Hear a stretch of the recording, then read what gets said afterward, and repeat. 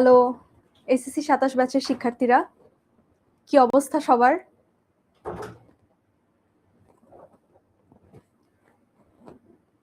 ওকে, তোমরা আমাকে একটু কমেন্ট করে জানাও তোমরা আমাকে শুনতে পাচ্ছ কিনা? কি অবস্থা সবার একটু কমেন্ট করে জানাও। আজকে আমরা জিওগ্রাফির ক্লাস নিয়ে চলে আসলাম। আমি সাদিয়া আফরিন তুলি। আমি একটু পরিচয়টা একটু পরে দিচ্ছি। ওকে, তোমরা আমাকে শুনতে পাচ্ছ কিনা একটু কমেন্ট করে জানাও। তোমাদের সবার কি অবস্থা একটু জানাও কমেন্ট করে।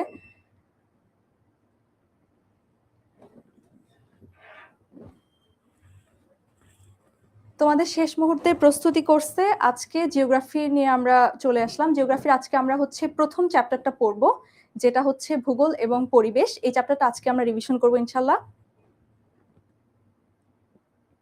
ওকে,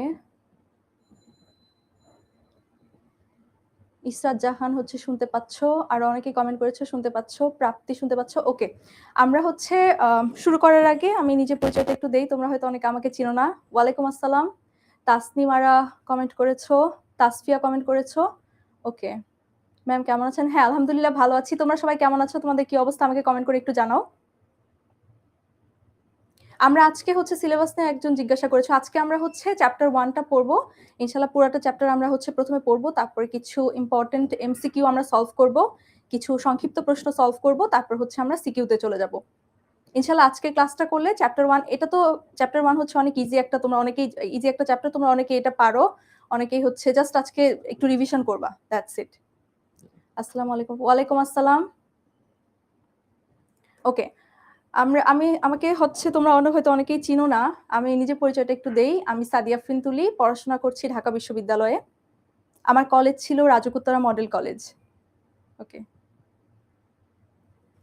আচ্ছা আমরা তাহলে শুরু করি। তোমরা যদি সবাই শুনতে পাচ্ছ, তোমরা বলেছো, আমরা তাহলে শুরু করছি ক্লাসটা। আজকে আমরা পড়বো হচ্ছে জিওগ্রাফির প্রথম চ্যাপ্টার ভূগোল এবং পরিবেশ। ওকে ওকে, আমরা কি শুরু করব? কতক্ষণ ক্লাস হবে? ক্লাসের ডিউরেশন হচ্ছে 2 আওয়ার্স। আপু যে কমেন্ট করেছো, আপু আপনার নাম কি? হ্যাঁ, আচ্ছা তোমরা আমাকে চিনো না হয়তো অনেকেই। আমার নাম সাদিয়া আফরিন তুলি। আমি পড়াশোনা করছি ঢাকা বিশ্ববিদ্যালয়ে। আমি হচ্ছে 2021-22 শিক্ষাবর্ষে ঢাকা বিশ্ববিদ্যালয়ে ভর্তি পরীক্ষায় ঘ ইউনিটে মানবিক বিভাগ থেকে আমি 4র্থ স্থান অর্জন করি আলহামদুলিল্লাহ। তো আমার পরিচয় বলতে তেমন কোনো পরিচয় নেই, এটাই ছোটখাটো আমার পরিচয়। তোমরা যারা আমার নাম জিজ্ঞাসা করছো বা আমাকে চিনো না তাদের জন্য। হ্যাঁ, ইয়াসিন হুসাইন কমেন্ট করেছো, কেমন আছে? হ্যাঁ আলহামদুলিল্লাহ ভালো আছি। ওকে, আমরা তাহলে শুরু করি কেমন? তো প্রথম অধ্যায় আমরা শুরু করতে যাচ্ছি। জিওগ্রাফি শব্দটা হচ্ছে কি শব্দ থেকে এসেছে দেখো। জিওগ্রাফি শব্দটা ইংরেজি, ওকে, ইংরেজি জিওগ্রাফি শব্দ থেকে এই জিওগ্রাফি শব্দের ভূগোল শব্দটার উৎপত্তি। এটাকে যদি আমরা দুইটা ভাগে ভাগ করি তাহলে আমরা পাবো একটা হচ্ছে জিও, আরেকটা হচ্ছে গ্রাফি। এখন এই জিওগ্রাফি শব্দটাকে ভেঙে আমরা মূলত দুইটা শব্দ পাই, একটা হচ্ছে জিও আর একটা হচ্ছে গ্রাফি। এই জিও শব্দটার অর্থ হচ্ছে ভূ, অথবা আমরা বলতে পারি এটার অর্থ হচ্ছে পৃথিবী। আর এই গ্রাফি শব্দের অর্থ হচ্ছে বর্ণনা।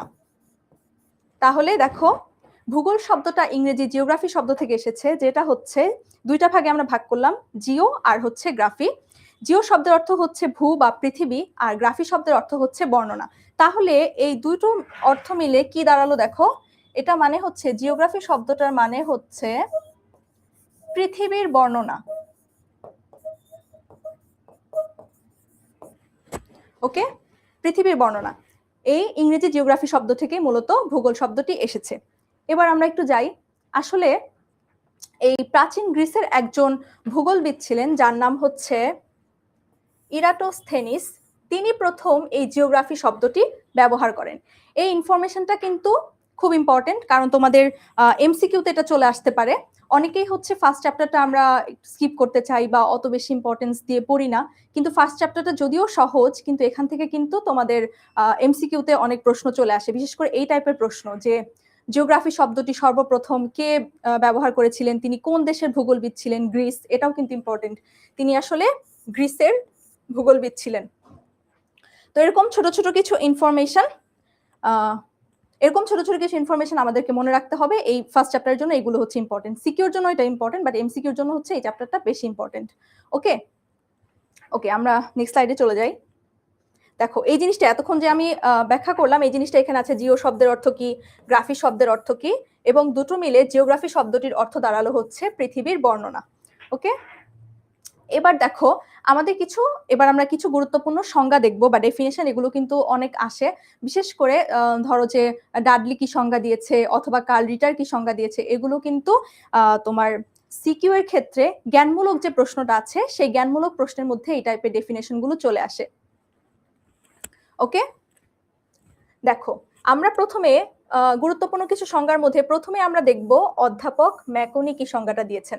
অধ্যাপক ম্যাকনি হচ্ছে জিওগ্রাফিটাকে এভাবে সংজ্ঞায়িত করেছে, একটু সবাই দেখো, যে মানুষের আবাসভূমি হিসেবে পৃথিবীর আলোচনা বা বর্ণনাকে বলেছেন ভূগোল। এটা কে বলেছেন? এটা বলেছেন হচ্ছে অধ্যাপক ম্যাকনি। তার মতে ভৌত এবং সামাজিক পরিবেশে মানুষের কর্মকাণ্ড এবং জীবনধারা নিয়ে যে বিষয় আলোচনা করে তাকেই বলা হয় ভূগোল। আমাদেরকে একটু কষ্ট করে আসলে ডেফিনেশনটা মনে রাখতে হবে যে কোন বিজ্ঞানী কিভাবে জিওগ্রাফিটাকে ডিফাইন করলো, এই সংজ্ঞায়নটা আমাদেরকে মনে রাখতে হবে, কারণ এটা জ্ঞানমূলক প্রশ্নের মধ্যে ডিরেক্ট চলে আসে। একটু পরেই আমরা যখন সিকিউ কোশ্চেন সলভ করব তখন তোমরা দেখবা যে জ্ঞানমূলক প্রশ্নের মধ্যে ডিরেক্ট দিয়ে আসছে যে হচ্ছে কার্ল রিটারের জিওগ্রাফির সংজ্ঞাটা একটু লেখো বা এই টাইপের করে, মানে শুধুমাত্র ডেফিনেশনটাও কিন্তু ক নাম্বারে দিয়ে দেয়। তো এই জন্য এগুলো খুব ইম্পর্টেন্ট। ম্যাকনির ডেফিনেশনটা আমরা দেখলাম, এবার আমরা চলে যাব দেখো অধ্যাপক ডাডলি স্ট্যাম্পের সংজ্ঞায়নটা দেখবো আমরা এখন। অধ্যাপক ডাডলি স্ট্যাম্প কিভাবে জিওগ্রাফিকে সংজ্ঞায়িত করেছেন দেখো। তিনি বলেছেন পৃথিবী এবং এর আদিবাসীদের বর্ণনাই হচ্ছে ভূগোল। তিনি বলেছেন পৃথিবী এবং এর আদিবাসী। পৃথিবীর আদিবাসী আসলে কারা? এখানে কাদেরকে বোঝানো হয়েছে বলো তো আমাকে একটু কমেন্ট করে। আদিবাসী বলতে কিন্তু আমাদেরকে বোঝানো হয়েছে, আমরা মানুষ যারা বসবাস করছি পৃথিবীতে তাদেরকেই কিন্তু বোঝানো হয়েছে। ওকে, দেখো তাহলে ডাডলির ডেফিনেশনটা হচ্ছে পৃথিবী এবং তার অধিবাসীদের বর্ণনাই হচ্ছে ভূগোল।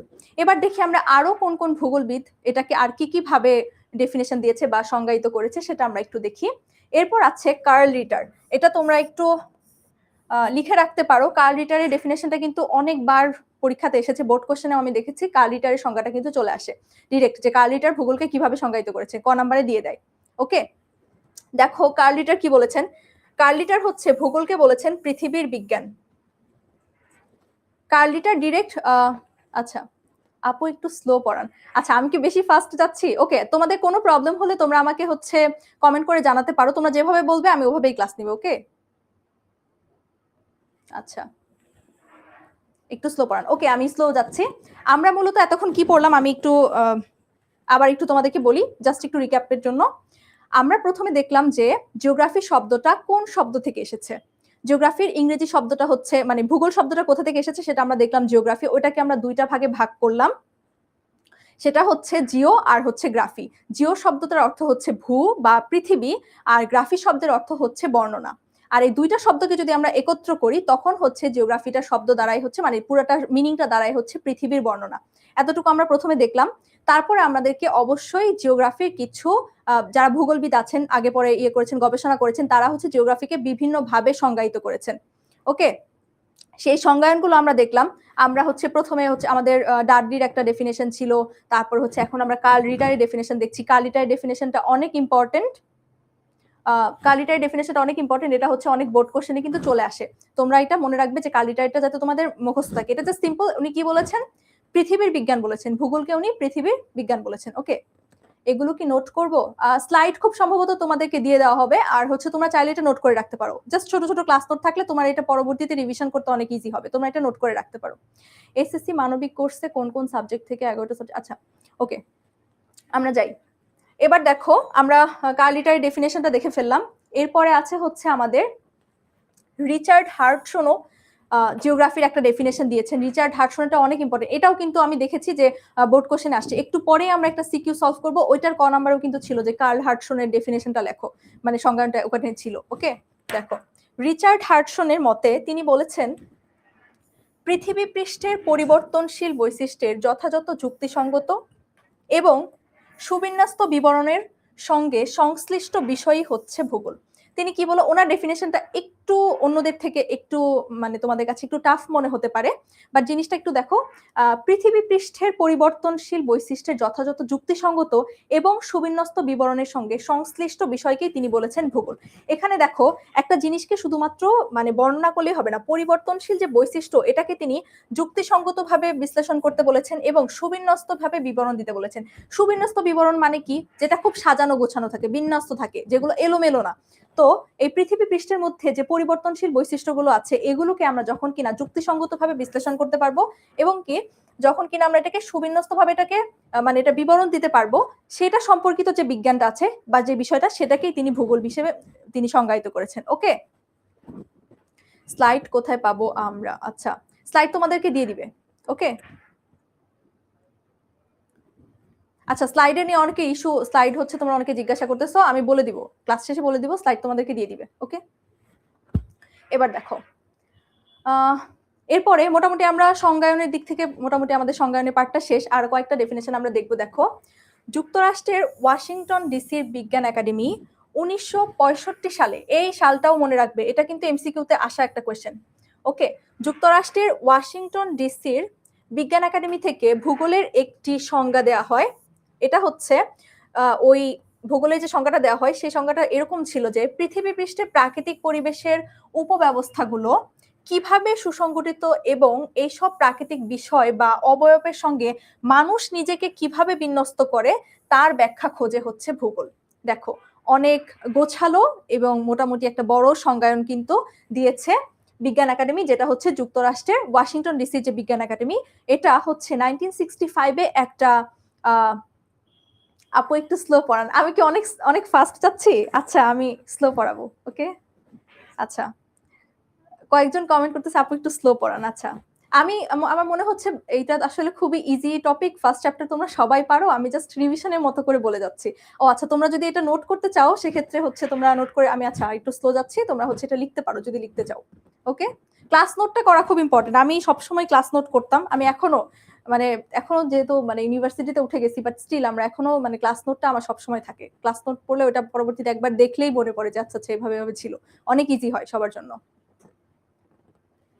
ওকে, আচ্ছা, স্লাইড নিয়ে যে ইস্যুটা আছে আমি বলে দিব যাওয়ার সময়। ওকে, তোমাদের স্লাইডের ইস্যুটা যাতে সলভ হয়ে যায় ওটা আমি দেখবো। ওকে, ওকে, দেখো, তোমরা এটা লিখে ফেলো যে যুক্তরাষ্ট্রের ওয়াশিংটন ডিসির যে বিজ্ঞান একাডেমি, উনি ওই বিজ্ঞান একাডেমি থেকে হচ্ছে 1965-এ ভূগোলের একটা ডেফিনেশন দেয়া হয়, যেটা হচ্ছে ডেফিনেশনটা ছিল এরকম যে পৃথিবী পৃষ্ঠের প্রাকৃতিক পরিবেশের উপব্যবস্থাগুলো কিভাবে সুসংগঠিত আছে এবং প্রাকৃতিক বিষয় বা অবয়বের সঙ্গে মানুষের সম্পর্কটা আসলে কি, মানুষ কিভাবে এটার সাথে রিলেটেড, যে মানুষ নিজেকে কিভাবে বিন্যস্ত করে তার ব্যাখ্যায় খুঁজে হচ্ছে ভূগোল। মানে প্রাকৃতিক পরিবেশটার সাথে মানুষকে যখন আমরা একত্র করছি, রিলেট করতে পারছি, সেইটা সম্পর্কিত বিজ্ঞানটাই হচ্ছে ভূগোল। এটা বলেছে কোন সংস্থা থেকে এটা দেওয়া হলো? এটা হচ্ছে যুক্তরাষ্ট্রের ওয়াশিংটন ডিসির বিজ্ঞান একাডেমি থেকে কিন্তু এই ডেফিনেশনটা দেওয়া হয়। আচ্ছা, একজন ওকে, আপু এসএস নিলে হবে? এসএস আসলে তোমরা নিতে পারো, কিন্তু আমারও এমন অনেক হতো যে করোনার সময় যখন আমরা অনলাইন ক্লাস করতাম তখন যেটা হতো যে অনেক মনে হতো যে ইম্পর্টেন্ট জিনিস সেটা এসএস নিয়ে রাখি, সাথে সাথে আমরা একটা স্ক্রিনশট নিয়ে রাখতাম। কিন্তু বিশ্বাস করো ভাইয়া এবং আপুরা, তোমরা আসলে এটা আসলে কখনো পড়া হয় না। এসএস নেওয়া হয়, বাট ওইটা যে পরবর্তীতে গিয়ে বসে বসে নোট করবো ওই ধৈর্যটা আসলে আর হয় না। আমার নিজের এটা অভিজ্ঞতা, আমি নিজে কখনো ভাবে পড়া হয় নাই। স্টিল তোমরা যদি নিতে চাও যে হ্যাঁ নিয়ে রাখতে পারো, তোমরা এসএস নিয়ে রাখতে পারো, কোনো সমস্যা নেই। তোমরা যদি পরে সেটা কভার করে ফেলতে পারো, কোনো সমস্যা নেই। ওকে, আচ্ছা আপু, আমি সুরভি না কিছু, আমি নামটা বুঝতে পারছি না আপু, আরেকবার একটু লিখো। ওকে, এটা হয়ে গেছে তোমাদের? একটু কমেন্ট করে জানাও। আপু আপনার নাম কি? আমার নাম তুলি, সাদিয়া আফরিন তুলি। তোমরা আমাকে চিনো না, স্বাভাবিক। আমি হচ্ছে তোমাদের সাথে আজকে খুব সম্ভবত আমার ফার্স্ট ক্লাস না, আমি আগে একটা ক্লাস নিয়েছিলাম, ওইটা খুব তোমাদের ছিল নাকি তোমাদের আগের ব্যাচে, মেবি এটা হ্যাঁ তোমাদের সাথে মেবি আমার এটাই ফার্স্ট ক্লাস। ওকে, আমি এইচএসসি এর ক্লাস নিয়েছি, এফআর এর ক্লাসে আমি ছিলাম। আচ্ছা, এটা তোমাদের হয়ে গেলে আমরা নেক্সট স্লাইডে চলে যাব। কেমন, আমাকে একটু জানাও তোমাদের এটা হয়ে গেছে কিনা। স্ক্রিনশট নেওয়া শেষ, অথবা খাতায় তুলে ফেলতে পারো। ডেফিনেশন কিন্তু এর আগেরটাও অনেক ইম্পর্টেন্ট ছিল, এটাও তোমরা একটু লিখে নিতে পারো। রিচার্ড হার্টসনের যে ডেফিনেশনটা ছিল, রিচার্ড হার্টসনের ডেফিনেশনটা এটা ডিরেক্ট কোশ্চেন, মানে বোর্ড কোশ্চেনে আসা একটা ক নাম্বার এটা ছিল, জ্ঞানমূলক প্রশ্ন এটা ছিল। ওকে, ডান, লিখে ফেলেছো একজন। ওকে, রিদির এটা হয়ে গেছে। তারপর হচ্ছে তাসফিয়া হাফিজ লিখেছে। ওকে, তার আগের এটা কার্ল রিটার লিখেছো সবাই। কার্ল রিটার একদম ছোট, জাস্ট এটা মনে রাখতে পারো। তিনি পৃথিবীর বিজ্ঞান বলেছেন, ভূগোলকে তিনি জাস্ট পৃথিবীর বিজ্ঞান বলেছেন। আমরা কি সামনে যাব? এতটুকু তোমাদের হয়ে গেছে, ডেফিনেশনের পার্ট কিন্তু এখানেই শেষ। ওকে, ডান আপু। ওকে, বেশিরভাগে যেহেতু শেষ, আমরা হচ্ছে সামনের দিকে যাই। ওকে, এবার আমরা দেখব আরেকজন বিজ্ঞানীর যে সংজ্ঞা আছে, আলেকজান্ডার ভন হামবোল্ডের মতে তিনি বলেছেন যে ভূগোল হচ্ছে প্রকৃতির সঙ্গে সম্পর্কিত বিজ্ঞান, প্রকৃতিতে যা কিছু আছে তার বর্ণনা এবং আলোচনায় এর অন্তর্ভুক্ত।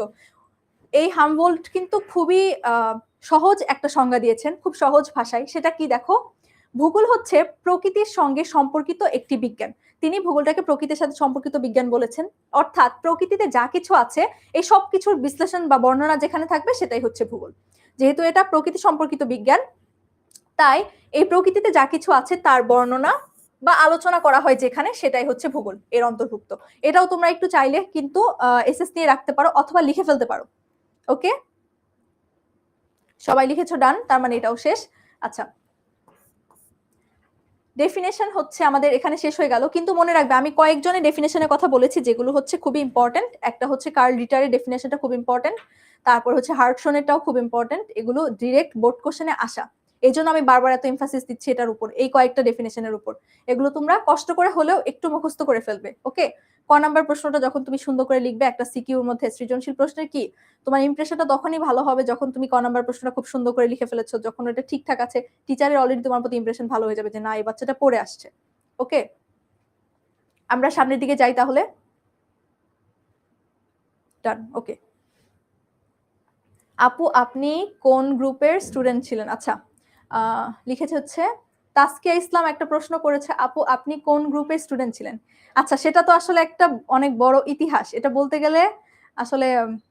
আচ্ছা, আমি বলি নাকি, তোমরা শুনতে চাও আমি কোন গ্রুপে ছিলাম? আপু আমি মাসফিয়া। ওকে, হাই মাসফিয়া, কি অবস্থা? ওকে, কোন গ্রুপে ছিলাম সেটা আসলে একটা বিরাট ইতিহাস, তাও আমি বলি তোমাদের সাথে ছোট্ট করে আমার স্টোরিটা শেয়ার করি। স্লাইড দিয়ে দিবে আপু, যারা প্রশ্ন করছো স্লাইড কি দিবেন না? নওরিন হয়তো বলেছো। আচ্ছা, ওকে, আচ্ছা আমি ছোট্ট করে নিজের স্টোরিটা বলি, আমি কোন গ্রুপে ছিলাম। তোমরা হচ্ছে যেহেতু এখানে যারা ক্লাস করছো এসএসসির যারা আছো, তোমরা সবাই মানবিক গ্রুপের। আমার আসলে সবই পড়া হয়েছে কম বেশি। আমি বলি কিভাবে, আমি যখন এসএসসিতে ছিলাম তখন হচ্ছে আমি সায়েন্সে ছিলাম। তারপরে গিয়ে হ্যাঁ, আমি হচ্ছে এসএসসিতে যখন ছিলাম, আমি এখন আর কমেন্ট করতেছি না, আমি জাস্ট বলে যাই আমার ইয়েটা। ওকে, আচ্ছা অনেকেই জিজ্ঞাসা করতেছে গ্রুপের কথা। আচ্ছা আমি বলি, আমি যখন মানে স্কুল লেভেলে এসএসসিতে যখন আমি ছিলাম তখন হচ্ছে আমি সায়েন্স গ্রুপে ছিলাম। তো তারপরে গিয়ে আমার মনে হলো যে কিছু ডিসিশন নিলাম আমি একটা কথা চিন্তা করে।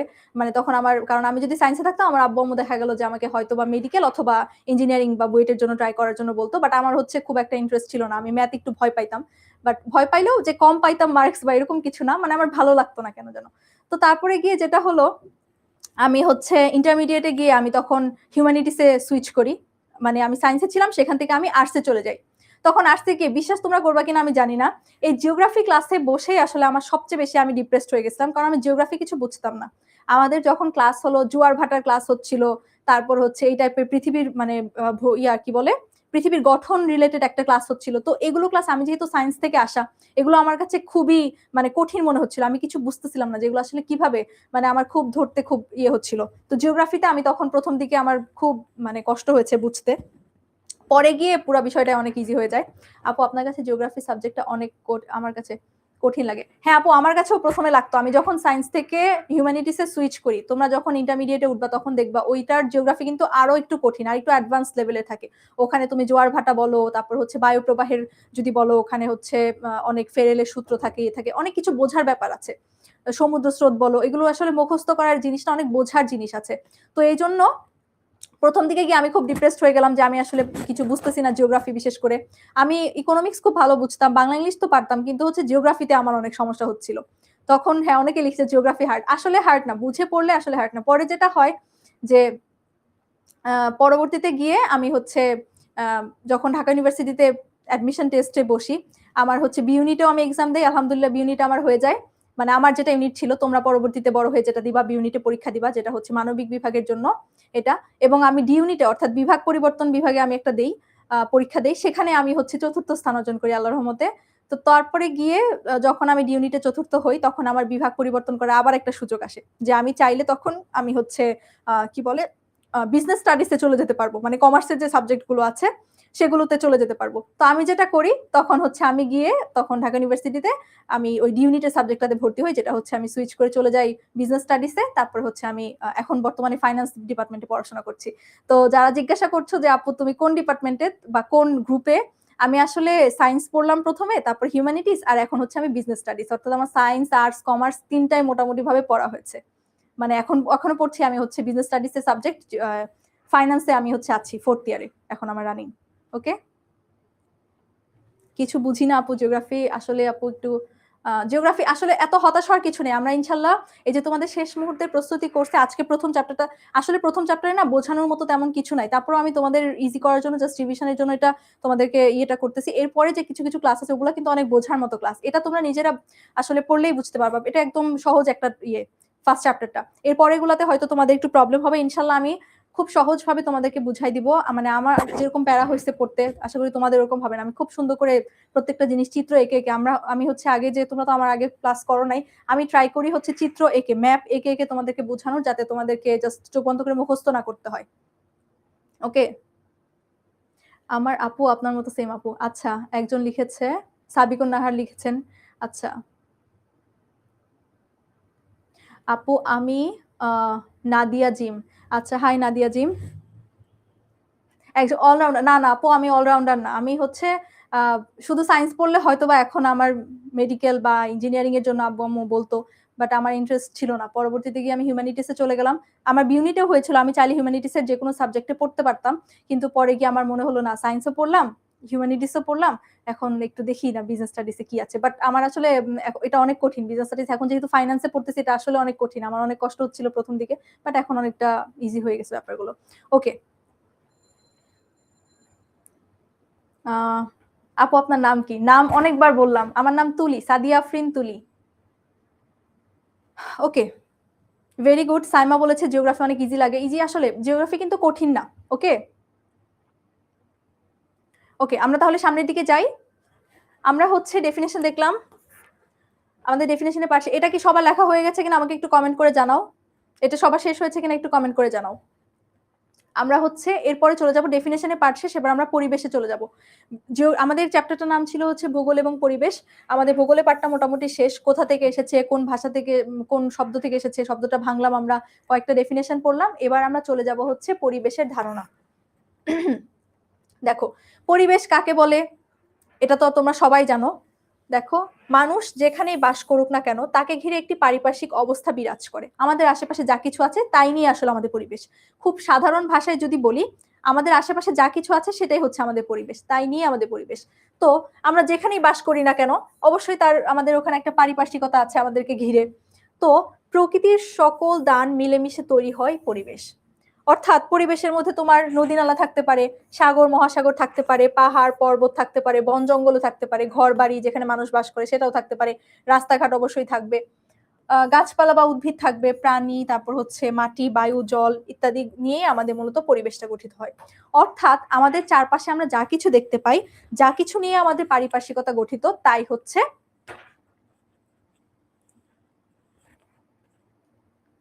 ওকে, তাই নিয়ে হচ্ছে আমাদের পরিবেশ। ওকে, তোমরা এখন সবাই একটু নোট করো, আর কমেন্ট করার আপাতত কমেন্ট করে আসলে নোট করতে পারবা না। ওকে, যখন কমেন্ট করতে হবে আমি বলবো, তোমরা কমেন্ট করো। ওকে, এখন আপাতত একটু পড়াশোনায় মনোযোগ দিই আমরা।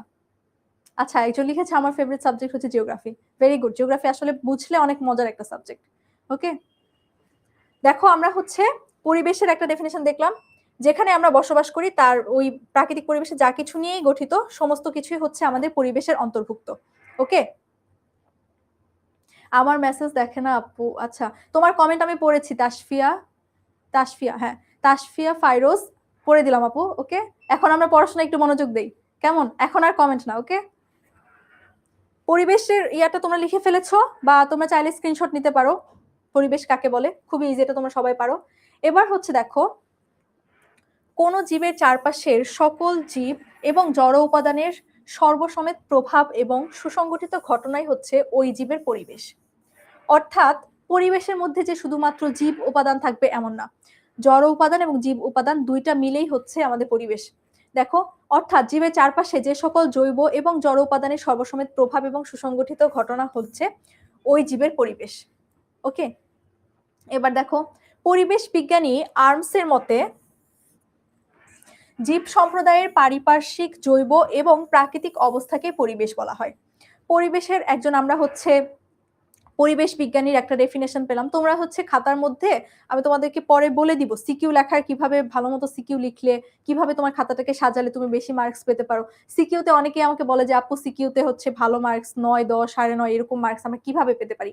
অনেকে হচ্ছে 6 এর বেশি পায় না বা 7 এর বেশি পায় না। তুমি যদি স্ট্র্যাটেজিক্যালি লিখতে পারো, খুব ভালো মতো মানে সাজিয়ে তোমার খাতাটা প্রেজেন্ট করতে পারো, তাহলে কিন্তু সিকিউতে অনেক ভালো মার্কস তোলা সম্ভব, কোনো ব্যাপারই না। আমি বলে দিব সিকিউ লেখার স্টাইলটা আমি বলে দিব। এই যে ছোট ছোট বিষয়গুলো পরিবেশ নিয়ে, যেমন এই চ্যাপ্টার থেকে তোমার 1 নম্বর একটা সিকিউ কোশ্চেন থাকবে পরিবেশ নিয়ে, কিচ্ছু না। দেখো, পরিবেশ বিজ্ঞানী আর্মসের একটা ডেফিনেশন, তুমি যদি শুধুমাত্র তোমার সিকিউর মধ্যে ব্লু পেন দিয়ে এই একটা ইনফরমেশন দিয়ে দাও, অন্যান্য মানে বর্ণনামূলক ভাবে তো তুমি লিখবে, পরিবেশ সম্পর্কে লিখলা, আরেকজন যদি কেউ বর্ণনার পাশাপাশি ব্লু পেন দিয়ে জাস্ট এই একটা ডেফিনেশনও যদি সে ইনক্লুড করে দেয় যে পরিবেশ বিজ্ঞানী আর্মসের মতে তিনি পরিবেশকে এভাবে সংজ্ঞায়িত করেছেন যে জীব সম্প্রদায়ের পারিপার্শ্বিক জৈব এবং প্রাকৃতিক অবস্থাকে পরিবেশ বলে। এই যে তার মানে অন্য একজন লিখলো শুধুমাত্র প্যারাগ্রাফের মতো, আর কেউ যদি ব্লু পেন দিয়ে এই একটা ছোট ইনফরমেশন দিয়ে দেয়, একটু গ্রাফ অ্যাড করে অথবা একটু ডায়াগ্রাম অ্যাড করে, তাহলে কিন্তু তার মার্কসটা অনেক বেড়ে যায় অন্য ইয়ার স্টুডেন্টের তুলনায়, খাতার প্রেজেন্টেশনটা সুন্দর হয়ে যায়। ওকে, জড়ের মানে কি? জীব মানে যেটা প্রাণ আছে, জড় পদার্থ মানে যেগুলোর প্রাণ নাই। ওকে, আপুর নাম কি? অনেকবার বলেছি আমার নাম সাদিয়া আফরিন তুলি। তুলি আপু বলতে পারো।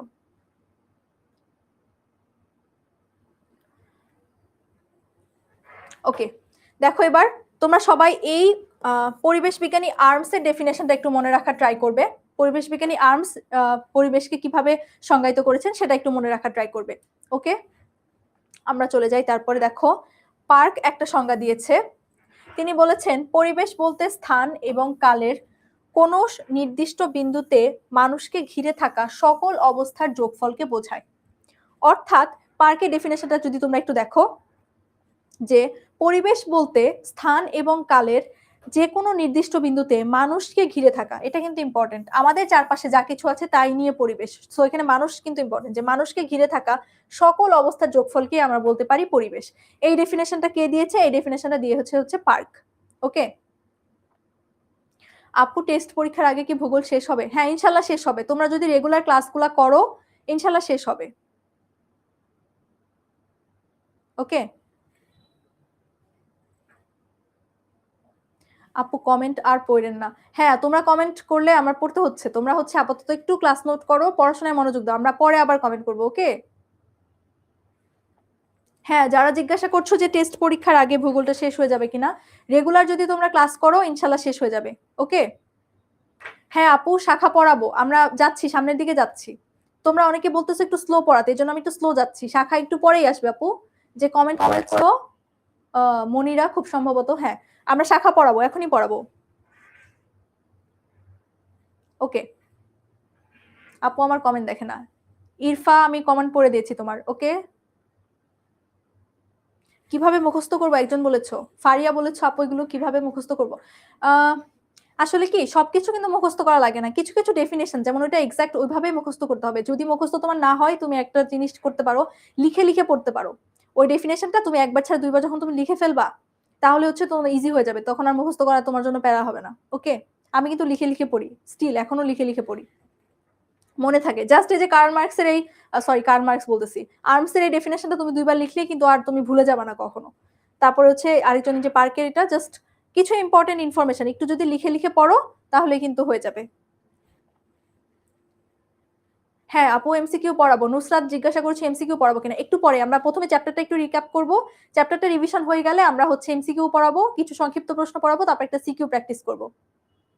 আপু আপনার নামটা বলেন। সাদিয়া আফরিন তুলি, আমি সাদিয়া আফরিন তুলি। ওকে ওকে, সালেহিন আহমেদ কমেন্ট করেছো। ওকে, আপাতত আমরা একটু পড়াশোনায় ফিরি। ওকে, এবার দেখো, স্থান এবং কালের পরিবর্তনের সঙ্গে পরিবেশও পরিবর্তিত হয়। যেমন শুরুতে মাটি, পানি, বায়ু, উদ্ভিদ এবং প্রাণী নিয়ে ছিল মানুষের পরিবেশ। পরবর্তীকালে এর সঙ্গে যোগ হয়েছে মানুষের সামাজিক, অর্থনৈতিক, সাংস্কৃতিক এবং রাজনৈতিক কার্যাবলী। ফলে সৃষ্টি হয়েছে এক নতুন ধরনের পরিবেশ। দেখো কি বললো, যে স্থান এবং কালের পরিবর্তনের সঙ্গে সঙ্গে পরিবেশও কিন্তু পরিবর্তিত হয়েছে। এটা স্থির ছিল না। দেখো শুরুতে যেমন ছিল মাটি, পানি, বায়ু, উদ্ভিদ, এগুলো নিয়ে যেমন আমাদের পরিবেশটা প্রাকৃতিক পরিবেশ তৈরি হয়েছে, পরবর্তীকালে একই সাথে হচ্ছে মানুষের সামাজিক কার্যাবলী, অর্থনৈতিক, রাজনৈতিক বা সাংস্কৃতিক কার্যাবলীকে ঘিরেও কিন্তু নতুন ধরনের পরিবেশের সৃষ্টি হয়েছে। আমরা একটু পরে শাখাগুলো দেখবো। এই যে দেখো আমাদের শাখা চলে আসলো। এখন এই ভূগোলের শাখাটাকে যদি আমরা ভাগ করি, আমরা ব্রডলি এটাকে দুইটা ভাগে ভাগ করতে পারবো। একটা হচ্ছে তোমার প্রাকৃতিক ভূগোল, আরেকটা হচ্ছে মানব ভূগোল। মানে যদি বলা হয় যে ভূগোলকে আমরা কয়টা ভাগে ভাগ করতে পারি, ব্রডলি আমরা দুইটা ভাগে ভাগ করতে পারি। ঠিক আছে, আমরা হচ্ছে দুইটা ভাগে ভাগ করতে পারি, একটা হচ্ছে প্রাকৃতিক ভূগোল, আরেকটা হচ্ছে মানব ভূগোল। দুইটা ভাগে ভাগ করতে পারি। এখন এই প্রাকৃতিক ভূগোল এবং মানব ভূগোলটাকে, এগুলো আবার সাব ক্লাসিফিকেশন হয়। দুইটা ভাগে আমরা ক্লাসিফাই করলাম, মানব ভূগোল আর প্রাকৃতিক ভূগোল। এই দুইটাকে আবার আমরা সাব ক্লাসিফাই করতে পারি। এইগুলোকে আরো সাব ক্লাসিফিকেশন কি কি হয় দেখো, আরো অনেকগুলো ভাগে ভাগ করা যায়।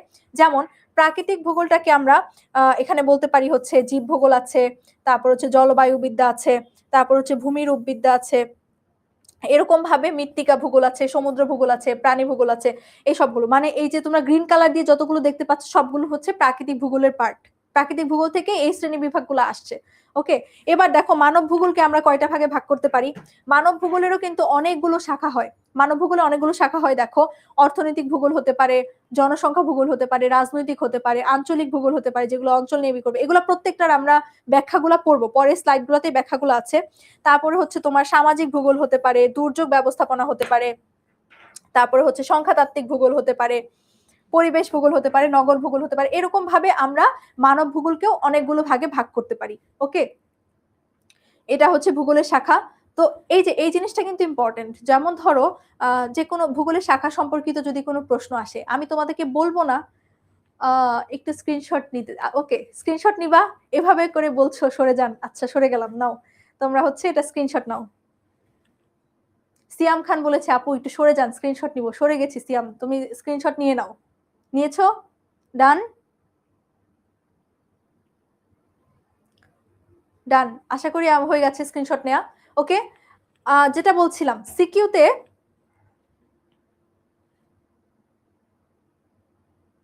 ওকে দেখো সিকিউতে হচ্ছে যদি তোমাদেরকে এরকম আসে যে ভূগোলের শাখাটা কি, আমি বলছি না পুরাটা ডায়াগ্রাম তুমি তুলে দাও, বাট ছোট্ট করে যদি তুমি জাস্ট ব্রড এই ক্লাসিফিকেশনটা এতটুকু দেখাতে পারো যে ভূগোলের শাখাটাকে আমরা এভাবে করে দুইটা ভাগে ভাগ করতে পারি।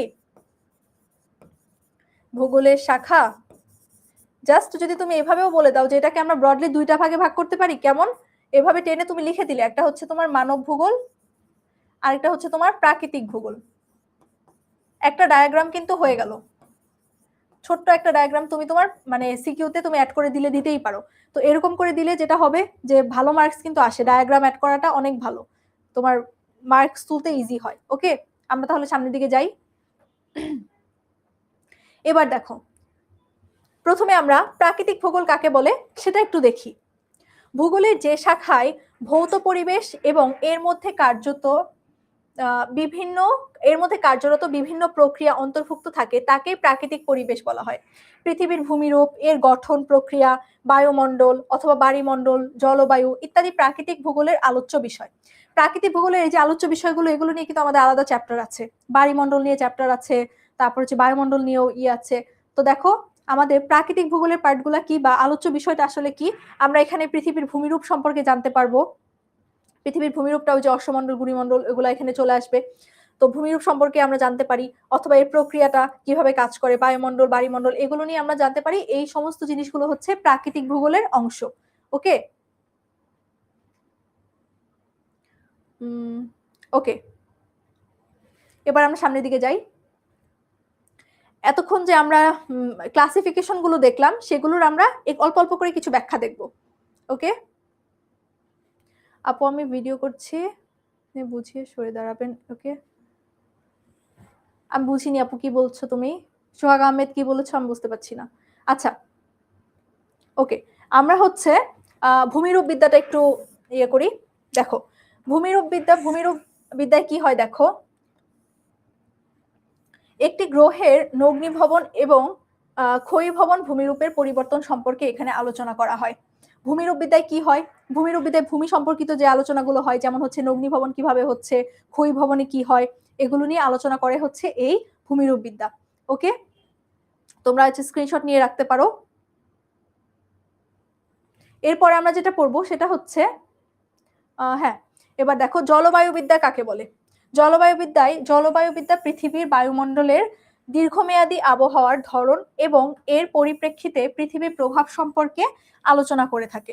অর্থাৎ জলবায়ুবিদ্যায় পৃথিবীর জলবায়ুর তোমার দীর্ঘমেয়াদী আবহাওয়ার যে ধরন এবং এর পরিপ্রেক্ষিতে পৃথিবীর প্রভাব, ওইটার প্রভাবটা পৃথিবীর উপর কি পড়ছে সেগুলো হচ্ছে এই জলবায়ুবিদ্যায় আলোচনা করা হয়। ওকে ওকে, এরপর দেখো ওকে, তারপরে দেখো জীবভূগোল কাকে বলে। ভূপৃষ্ঠের প্রাণী জগৎ এবং উদ্ভিদের বন্টন নিয়ে জীবভূগোল আলোচনা করে থাকে। অর্থাৎ এখানে হচ্ছে দুইটা জিনিস আসবে, একটা হচ্ছে প্রাণী জগৎ আর একটা হচ্ছে উদ্ভিদের বন্টন। এই দুইটা নিয়ে যেখানে আলোচনা করা হয় সেটাকে আমরা বলবো হচ্ছে জীবভূগোল। ওকে, এরপর হচ্ছে আমাদের যেটা সেটা হচ্ছে মৃত্তিকা ভূগোল কাকে বলে। মৃত্তিকা ভূগোল কাকে বলে, নাম শুনেই তুমি বুঝতে পারছো, এটা নাম শুনে তোমরা বুঝতে পারছো। দেখো মৃত্তিকা ভূগোলবিদগণ অশ্বমণ্ডলের উপরিভাগের মৃত্তিকা এবং এর বন্টন এবং বিন্যাস সম্পর্কে আলোচনা করে। ওকে, মৃত্তিকা ভূগোল মূলত, বা মৃত্তিকা মানে হচ্ছে মাটি। ওকে, তো মৃত্তিকা ভূগোলবিদগণ অশ্বমণ্ডলের উপরিভাগের মৃত্তিকা এবং এর বন্টন নিয়ে এবং বিন্যাস নিয়ে আলোচনা করে থাকে, সেটাকে আমরা বলতে পারি হচ্ছে মৃত্তিকা ভূগোল। ওই বিষয়গুলো মৃত্তিকা ভূগোলে আলোচনা করা হয়। ওকে, এবার দেখো সমুদ্র ভূগোল কি। অবশ্যই এখানে নাম শুনে, এগুলো আসলে নাম শুনে বোঝা যায় যে এটার আলোচ্য বিষয়গুলো কি হবে। ওকে, পৃথিবীর প্রায় 3/4 হচ্ছে সমুদ্র। বিভিন্ন মহাদেশের মধ্যে সমুদ্রপথে যোগাযোগ, সমুদ্র পৃষ্ঠের উত্থান, তারপর হচ্ছে অবনমন, তারপর হচ্ছে তোমার সমুদ্রের পানির রাসায়নিক গুণাগুণ এবং লবণাক্ততা নির্ধারণ করা, তারপর হচ্ছে সামুদ্রিক সম্পদগুলো আছে এগুলোর ব্যবস্থাপনা কেমন হবে ইত্যাদি সমুদ্র বিজ্ঞানের আলোচ্য বিষয়। ওকে, সমুদ্রে কিন্তু অনেক মানে তোমার লবণাক্ততা থেকে শুরু করে সমুদ্রের মধ্যে যে সামুদ্রিক সম্পদগুলো আছে এগুলো ব্যবস্থাপনাও কিন্তু অনেক ইম্পর্টেন্ট। ওকে আপু, আজকে কয়টা চ্যাপ্টার, আজকে আপু শুধু ফার্স্ট চ্যাপ্টারটা আমরা রিভিশন করব। ওকে, ক্লাসের ডিউরেশন আসলে এমন যে একটা দিনে আমরা চাইলেও 2-3টা চ্যাপ্টার শেষ করা যায় না। আসলে আমরা পুরো চ্যাপ্টারটা রিভিশন করব, কিছু এমসিকিউ দেখব, তারপরে হচ্ছে সংক্ষিপ্ত প্রশ্ন দেখব, তারপর হচ্ছে আমরা একটা সিকিউ কোশ্চেন সলভ করব। এই জন্য আমাদের আজকে শুধুমাত্র ওই ফার্স্ট চ্যাপ্টারটাই পড়াচ্ছি আমরা। মৃত্তিকা কি আপু, মৃত্তিকা মানে মাটি আপু। মাটি হচ্ছে সরি ভাইয়া, ইয়াসিন না ইয়াসমিন, সরি আপু, যে মৃত্তিকা সম্পর্কে জানতে চেয়েছো, মৃত্তিকা মানে হচ্ছে মাটি। মাটিকেই তোমার হচ্ছে প্রমিত বাংলায় মৃত্তিকা বলা যায়। ওকে ওকে, অশ্বমণ্ডল কি, একজন জিজ্ঞাসা করেছে অশ্বমণ্ডল কি। তোমরা একটা জিনিস আমার খুব ভালো লাগলো, তোমরা অনেক কিউরিয়াস, অনেক তোমরা জানতে চাও, মানে কোশ্চেন করতেছো, আমার খুব ভালো লাগতেছে। অশ্বমণ্ডলটা কি আপু, এটা বুঝাইতে গেলে আসলে ওকে, আমরা যখন আমরা হচ্ছে পৃথিবীর গঠনটা যখন পড়বো তখন অশ্বমণ্ডল আসবে। যেমন ধরো এই এখানে যদি আমি আঁকি, এই যে পৃথিবী, এটার একদম কেন্দ্রে যেটা থাকে সেটা হচ্ছে তোমার কেন্দ্রে যেটা থাকে সেটা হচ্ছে তোমার কেন্দ্রমণ্ডল। হ্যাঁ, কেন্দ্রমণ্ডল, তারপরে হচ্ছে আরেকটা ভাগে আসবে হচ্ছে তোমার গুরুমণ্ডল। আর একদম উপরিভাগ যেটার উপর দিয়ে হচ্ছে আমরা হাঁটা চলাফেরা করি, যে ভূপৃষ্ঠটা, এটাই হচ্ছে অশ্বমণ্ডল। অর্থাৎ সবার উপরের ভাগ যেটা, সেটা হচ্ছে অশ্বমণ্ডল। অশ্বমণ্ডল বা শিলামণ্ডল এটাকে বলা হয়। অনেকে জিজ্ঞাসা করেছে অশ্বমণ্ডল কি, একজন কমেন্ট করেছিলে। অশ্বমণ্ডল হচ্ছে তোমার এই যে ভূপৃষ্ঠের সবচেয়ে উপরিভাগ যেটা, সেটাকে বলা হয় অশ্বমণ্ডল, এটাকে শিলামণ্ডলও বলা হয়। ওকে ওকে, এবার দেখো মৃত্তিকা চলে গেল, অশ্বমণ্ডলটা আশা করি তোমরা বুঝতে পেরেছো। অশ্বমণ্ডলটা পৃথিবীর গঠন চ্যাপ্টারে আমি চিত্র এঁকে ভালো মতো আরো বোঝানো হবে। ওখানে তোমার কেন্দ্রমণ্ডল আসবে, তারপর হচ্ছে তোমার কি বলে গুরুমণ্ডল আসবে, তারপরে হচ্ছে ওই অশ্বমণ্ডল বা শিলামণ্ডলটা আসবে। ওকে, এবার দেখো মানব ভূগোলটা দেখো, পৃথিবীর বিভিন্ন অঞ্চলে বিভিন্ন পরিবেশের মানুষ কিভাবে জীবনযাত্রা নির্বাহ করছে তার এবং তার কার্যকরণ কি, এগুলো অনুসন্ধান করা হচ্ছে মানব ভূগোলের আলোচ্য বিষয়। এবার হচ্ছে তোমার অর্থনৈতিক ভূগোল সম্পর্কে এখানে খুব সম্ভবত বলা হচ্ছে। হ্যাঁ, ইকোনমিক জিওগ্রাফি নিয়ে এখানে লেখাটা হয়তো মুছে গেছে, সরি।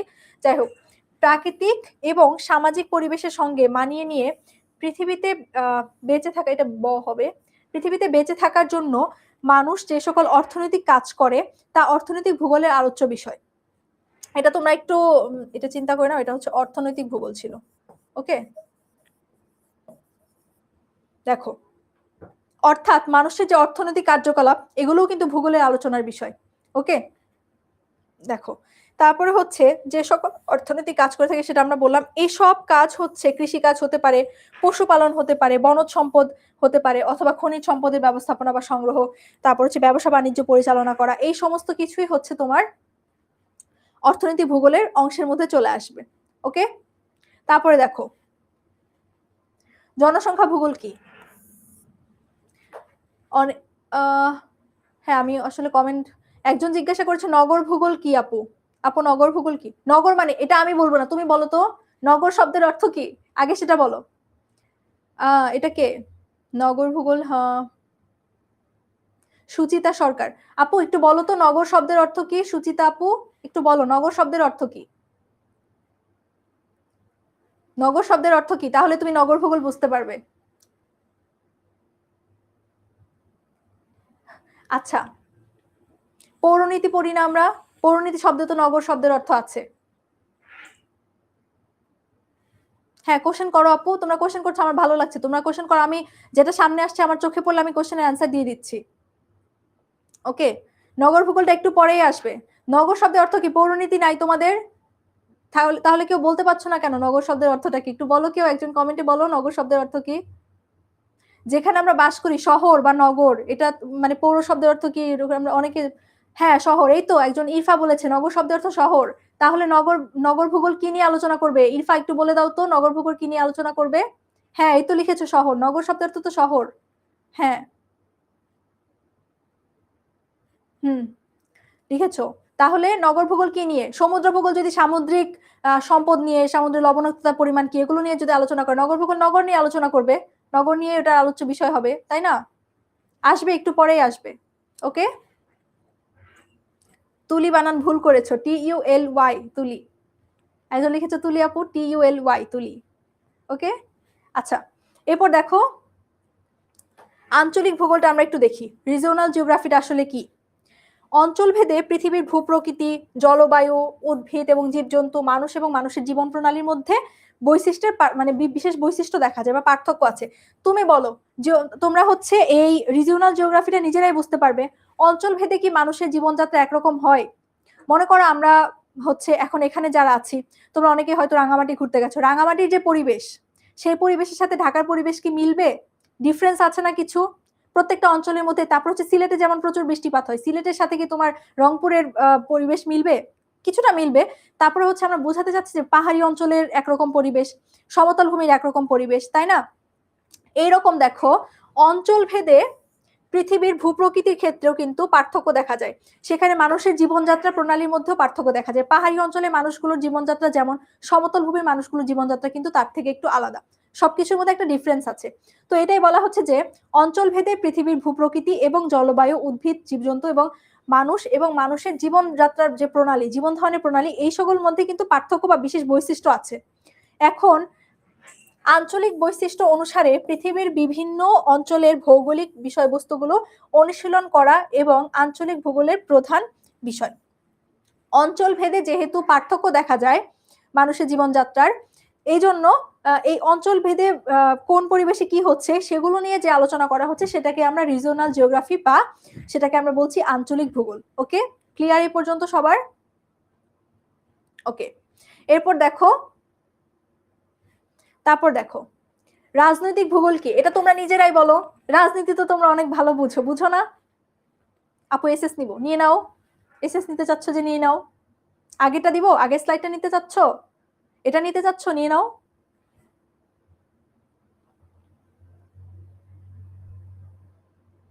আপু একটু আস্তে পড়ান। ওকে, ওকে, অনেকেই তোমরা আমাকে একটু স্লো যেতে বলছো। আচ্ছা ঠিক আছে, আমি আস্তে পড়াবো।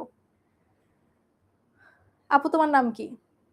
আমার নাম তুলি, তুলি আপু বলতে পারো। কতক্ষণ ক্লাস হবে? ডিউরেশন 2 আওয়ার্স আপু, 6টার মধ্যে শেষ হয়ে যাবে। এবার আমরা মানব ভূগোলটা পড়লাম। রাজনৈতিক ভূগোল আমি তোমাদেরকে জিজ্ঞাসা করেছিলাম, রাজনৈতিক ভূগোল মানে কি? কি আলোচনা করবে রাজনৈতিক ভূগোল? রাজনৈতিক বিবর্তন, রাজনৈতিক বিভাগ এবং পরিসীমা বিভাগের মধ্যস্থতা ভৌগোলিক বিষয় রাজনৈতিক ভূগোলের প্রধান আলোচ্য বিষয়। রাজনৈতিক ভূগোল মানে রাজনৈতিক বিভিন্ন জিনিস, তার রাজনৈতিক বিবর্তনটা কেমন হচ্ছে, পরিবর্তনটা কি হচ্ছে, এগুলো নিয়ে আলোচনা করবে হচ্ছে রাজনৈতিক ভূগোল। ওকে, এরপর হচ্ছে সংখ্যাতাত্ত্বিক ভূগোল। ভূগোলের এই শাখায় সংখ্যাতাত্ত্বিক কৌশল এবং মডেল ব্যবহার করে তোমার প্রমাণ এবং পরীক্ষা করা এখানে করা হয়। বানানটা একটু আছে, যাই হোক। এছাড়া সংখ্যাতাত্ত্বিক পদ্ধতিতে ভূগোলের অন্যান্য শাখা এটা কিন্তু ব্যবহার করা হয়, কিন্তু কিছু ভূগোলবিদ শুধুমাত্র সংখ্যাতাত্ত্বিক পদ্ধতিতে বিশেষজ্ঞ হয়ে থাকেন, মানে শুধুমাত্র এইটাতেই স্পেশালিস্ট আছে অনেকে, তো এটাকে আমরা বলতে পারি হচ্ছে সংখ্যাতাত্ত্বিক ভূগোল। এটা কি তোমার স্ক্রিনশট নিতে চাও? তাহলে নিতে পারো। কে লিখেছে এটা? মাহমুদুর রহমান। আমরা পড়াশোনায় মনোযোগ দেই, কেমন? তুমি বলেছো, আচ্ছা থ্যাংক ইউ বলেছো। ওকে, আমরা আপাতত পড়াশোনায় মনোযোগ দেই। ওকে ওকে, এবার দেখো পরিবহন ভূগোল। পরিবহন ভূগোলটা কি দেখো? পরিবহন ভূগোলবিদরা সরকারি বেসরকারি যাতায়াত ব্যবস্থা এবং মানুষ এবং পণ্যের এক স্থান থেকে অন্য স্থানে স্থানান্তর সম্পর্কে আলোচনা করে থাকে। যাতায়াতটা কি শুধু মানুষের করতে হয়? পণ্যেরও যাতায়াত আছে না? মানে তুমি ধরো যে রাজশাহীর আম কিভাবে রাজশাহী থেকে ঢাকা পর্যন্ত আসবে, আমরা আমের সিজনে রাজশাহীর আম খেতে অনেক পছন্দ করি, রাজশাহীর আম, লিচু এগুলো আসে, এই যে পরিবহন ব্যবস্থাটা, এটাও কিন্তু আলোচ্য বিষয় ভূগোলের, এই পরিবহন ভূগোলের আলোচ্য বিষয়। মানুষের যাতায়াতটা কেমন করে হবে, মানুষের এক স্থান থেকে অন্য স্থানে মানুষ কিভাবে যাবে, পণ্যগুলো কিভাবে যাবে, যেমন আম লিচু এগুলো এক জায়গা থেকে আরেক জায়গায় কিভাবে যাবে, এগুলা নিয়ে যেখানে এটা ব্যবস্থাপনা এবং এগুলা নিয়ে যে জায়গায় আলোচনা করা হয় তাকে বলা হয় হচ্ছে তোমার পরিবহন ভূগোল। ওকে, তোমরা কি বুঝতে পারছো? না না না, মোহাম্মদ মাহমুদুর রহমান, সরি বলার কিছু নেই ভাইয়া, ইটস ওকে। তুমি বলেছো আমার হাসি সুন্দর, ওকে আমি খুশি হয়েছি, সমস্যা নেই। ওকে, আমি বলছিলাম তোমরা একটু নোট করো, এটা বলেছি, তোমাকে সরি বলতে হবে না। ওকে ওকে, এবার দেখো পরিবহন ভূগোলটা আমরা দেখে ফেললাম, মানুষ এবং পণ্যের এক স্থান থেকে অন্য স্থানে কিভাবে যাতায়াতটা হবে বা কিভাবে যাবে, এক জায়গা থেকে আরেক জায়গায় স্থানান্তরটা কিভাবে হবে, সেটা নিয়ে যেখানে আলোচনা করা হয় সেটাই হচ্ছে তোমার মানব ভূগোল, সরি পরিবহন ভূগোল। এটা কিন্তু মানব ভূগোলেরই পার্ট। ওকে, আমরা কি সামনের দিকে যাব? ওকে, নগর ভূগোলটা একটু দেখি আমরা। ভূগোলের এই শাখায় নগরের উৎপত্তি এবং বিকাশ, নগর ভূগোল নিয়ে যারা প্রশ্ন করছিলে তাদেরকে যে আমি পড়াচ্ছি, সবাই একটু আসো মনোযোগ দাও। নগর ভূগোলটা কিন্তু আমি রাজশাহী থেকে, ওকে রাজশাহী থেকে একজনকে পাওয়া গেল, আচ্ছা ঠিক আছে আপু একটু আগে ছুটি দিন। হ্যাঁ, এটা তো ছোট চ্যাপ্টার, হয়তো 6টা পর্যন্ত লাগবে না, তার আগে আমাদের শেষ হয়ে যাবে।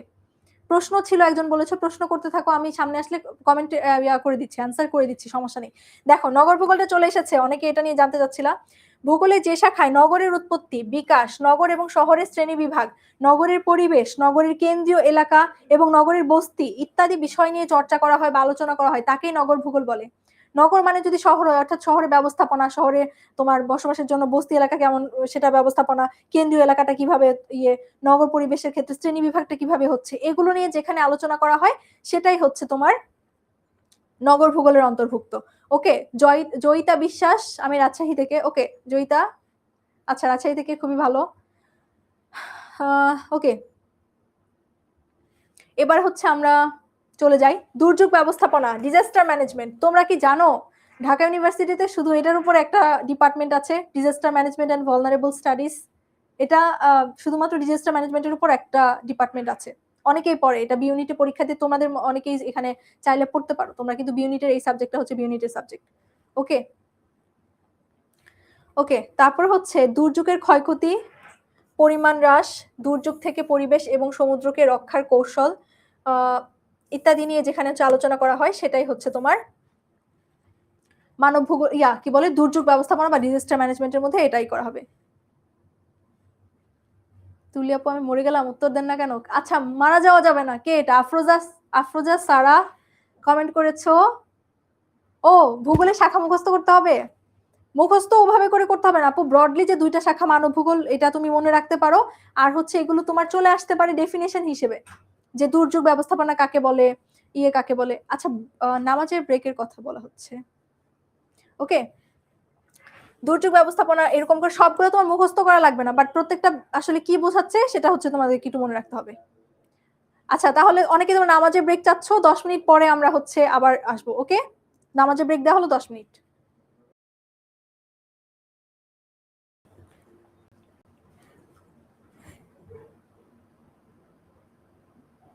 ওকে, আমরা হচ্ছে নামাজের একটা ব্রেকে গেলাম, এখন হচ্ছে আমরা আবার একটু শুরু করি। ওকে, আমরা আবার একটু শুরু করি, আমাদের ব্রেক শেষ। এখন হচ্ছে আমরা পরিবেশের প্রকারভেদটা একটু দেখব। পরিবেশটাকে আসলে দেখো আমরা দুইটা ভাগে ভাগ করতে পারি, একটা হচ্ছে ভৌত বা প্রাকৃতিক পরিবেশ, আর একটা হচ্ছে সামাজিক পরিবেশ। তো পরিবেশটাকে দেখো নাম শুনেই তোমরা বুঝতে পারছো ভৌত বা প্রাকৃতিক পরিবেশ আসলে কি থাকবে। প্রকৃতির জড় এবং জীব উপাদান নিয়ে যে পরিবেশটা গঠিত তাকে বলা হয় ভৌত বা প্রাকৃতিক পরিবেশ, ওকে।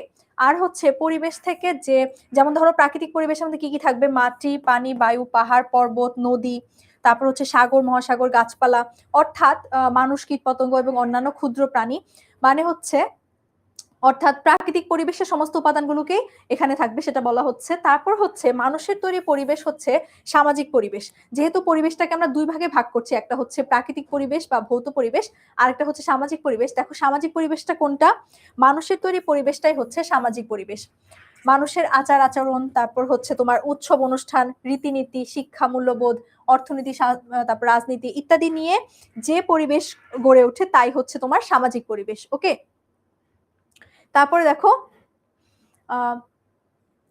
এবার হচ্ছে আমরা এর মাধ্যমে আমাদের পুরো চ্যাপ্টারটা আসলে শেষ হয়ে গেল। এবার হচ্ছে আমরা কিছু ইম্পর্টেন্ট সংক্ষিপ্ত প্রশ্ন প্রথমে কিছু সলভ করব, এরপর আমাদের এমসিকিউ আছে, তারপর হচ্ছে সিকিউ, ওকে। দেখো আমরা শুরু করতে যাচ্ছি আমাদের সংক্ষিপ্ত প্রশ্ন প্রথমটা, ওকে। দেখো ভূগোলের পরিধির বিস্তৃতির কারণ ব্যাখ্যা করো। এটা কিন্তু দেখো রাজশাহী বোর্ডে আসা একটা প্রশ্ন। আমি এখানে ট্রাই করেছি যে বোর্ড কোশ্চেন গুলাকে রাখার। তো এখানে হচ্ছে প্রথম যে সংক্ষিপ্ত প্রশ্নটা, এটা রাজশাহী বোর্ডে আসা একটা প্রশ্ন, যেখানে বলা হয়েছে যে ভূগোলের পরিধির বিস্তৃতির কারণ ব্যাখ্যা করো, ওকে। দেখো সভ্যতার অগ্রগতিতে মানুষের বিস্তৃতি এবং কালের বিবর্তনে পরিবেশের পরিবর্তন ভূগোলের পরিধিকে বিস্তৃত করেছে।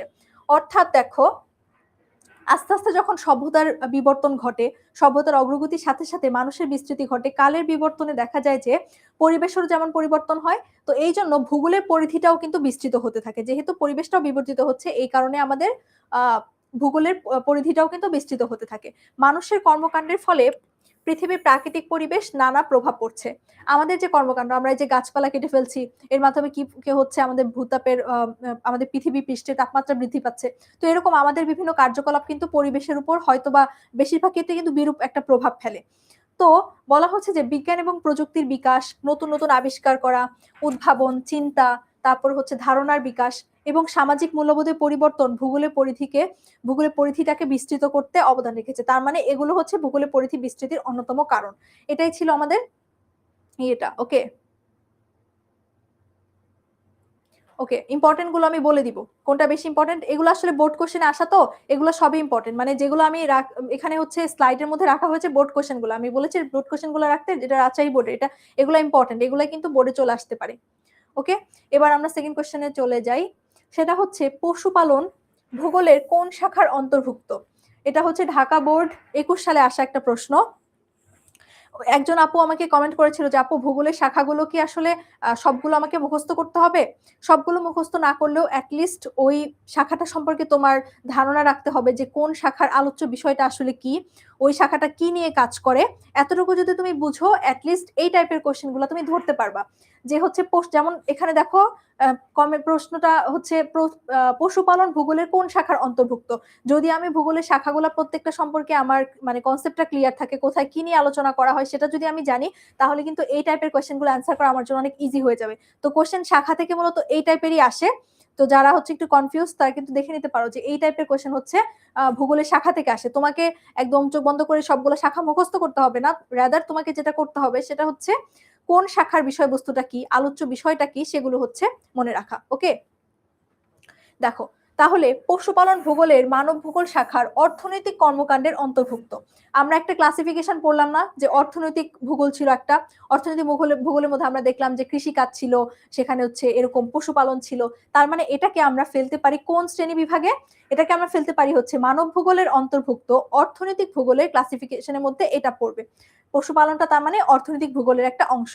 ওকে, দেখো, প্রাকৃতিক এবং সামাজিক পরিবেশের সঙ্গে মানিয়ে নিয়ে পৃথিবীতে বেঁচে থাকার জন্য মানুষ যে সকল অর্থনৈতিক কর্মকাণ্ড পরিচালনা করে তাই হচ্ছে অর্থনৈতিক ভূগোলের আলোচ্য বিষয়।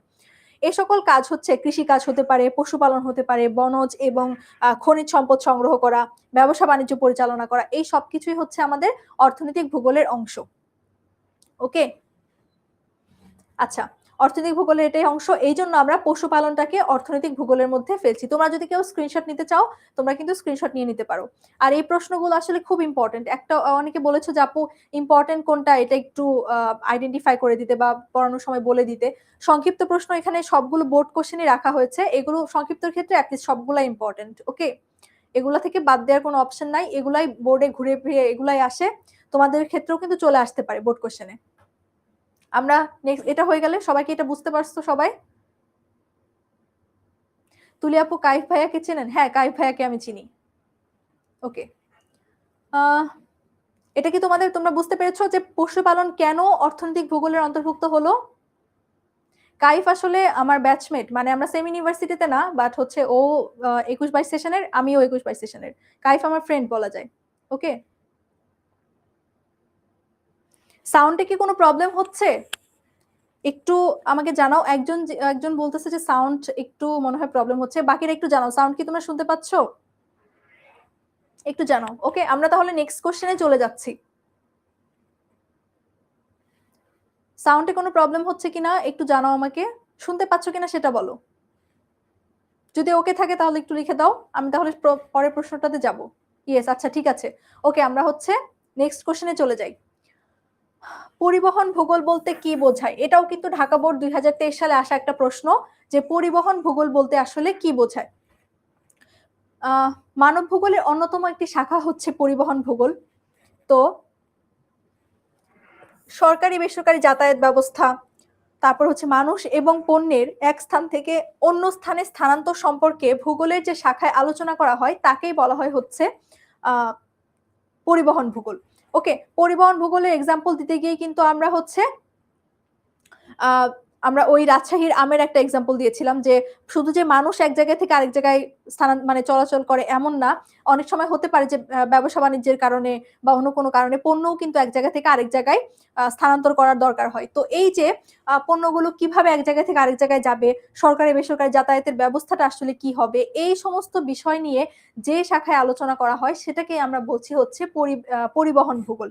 ঠিক আছে, পরিবহন ভূগোলের মধ্যে তোমরা একটা কথা মনে রাখবে, শুধুমাত্র কিন্তু মানুষ নিয়ে আমরা বলছি না, শুধুমাত্র যে মানুষের চলাচল নিয়ে আমরা কনসার্ন তা কিন্তু না। মানুষ এবং পণ্য কিভাবে আমরা স্থানান্তর করতে পারি এক জায়গা থেকে আরেক জায়গায়, মানুষ কিভাবে চলাচল করতে পারে, পণ্য কিভাবে স্থানান্তরিত হতে পারে, সেগুলো নিয়ে যেখানে আলোচনা করা হয় সেটাকে বলা হয় হচ্ছে পরিবহন ভূগোল। ওকে, এটা তোমরা বুঝতে পারছো কিনা আমাকে একটু কমেন্ট করে জানাও, বা কারো কোনো ডাউট থাকলে আমাকে একটু কমেন্ট করে জানাতে পারো। ওকে, এটাকে আমরা বলতেছি পরিবহন ভূগোল। এবার আমরা নেক্সট কোশ্চেনে চলে যাই।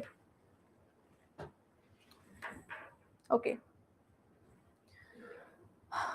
এবার হচ্ছে দেখো, আমাদের সংক্ষিপ্ত প্রশ্ন এটার মাধ্যমে শেষ হয়ে গেল। কেউ যদি স্ক্রিনশট নিতে চাও এটা নিয়ে রাখতে পারো।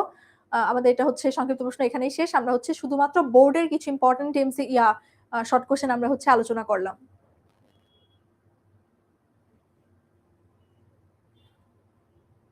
আচ্ছা, পড়তে বসলে বোরিং লাগে? আচ্ছা, আসলে পড়াশোনা কি বলবো, পড়াশোনা করতে কারোরই ভাল লাগে না, সবাই জোর করেই আসলে পড়ে, আমি নিজেও জোর করেই পড়ি। আমার কাছে অন্য কোনো অপশন থাকলে হয়তো আমি পড়তাম না। পড়াশোনাটা আসলে কারো কাছেই করতে ভালো লাগে না।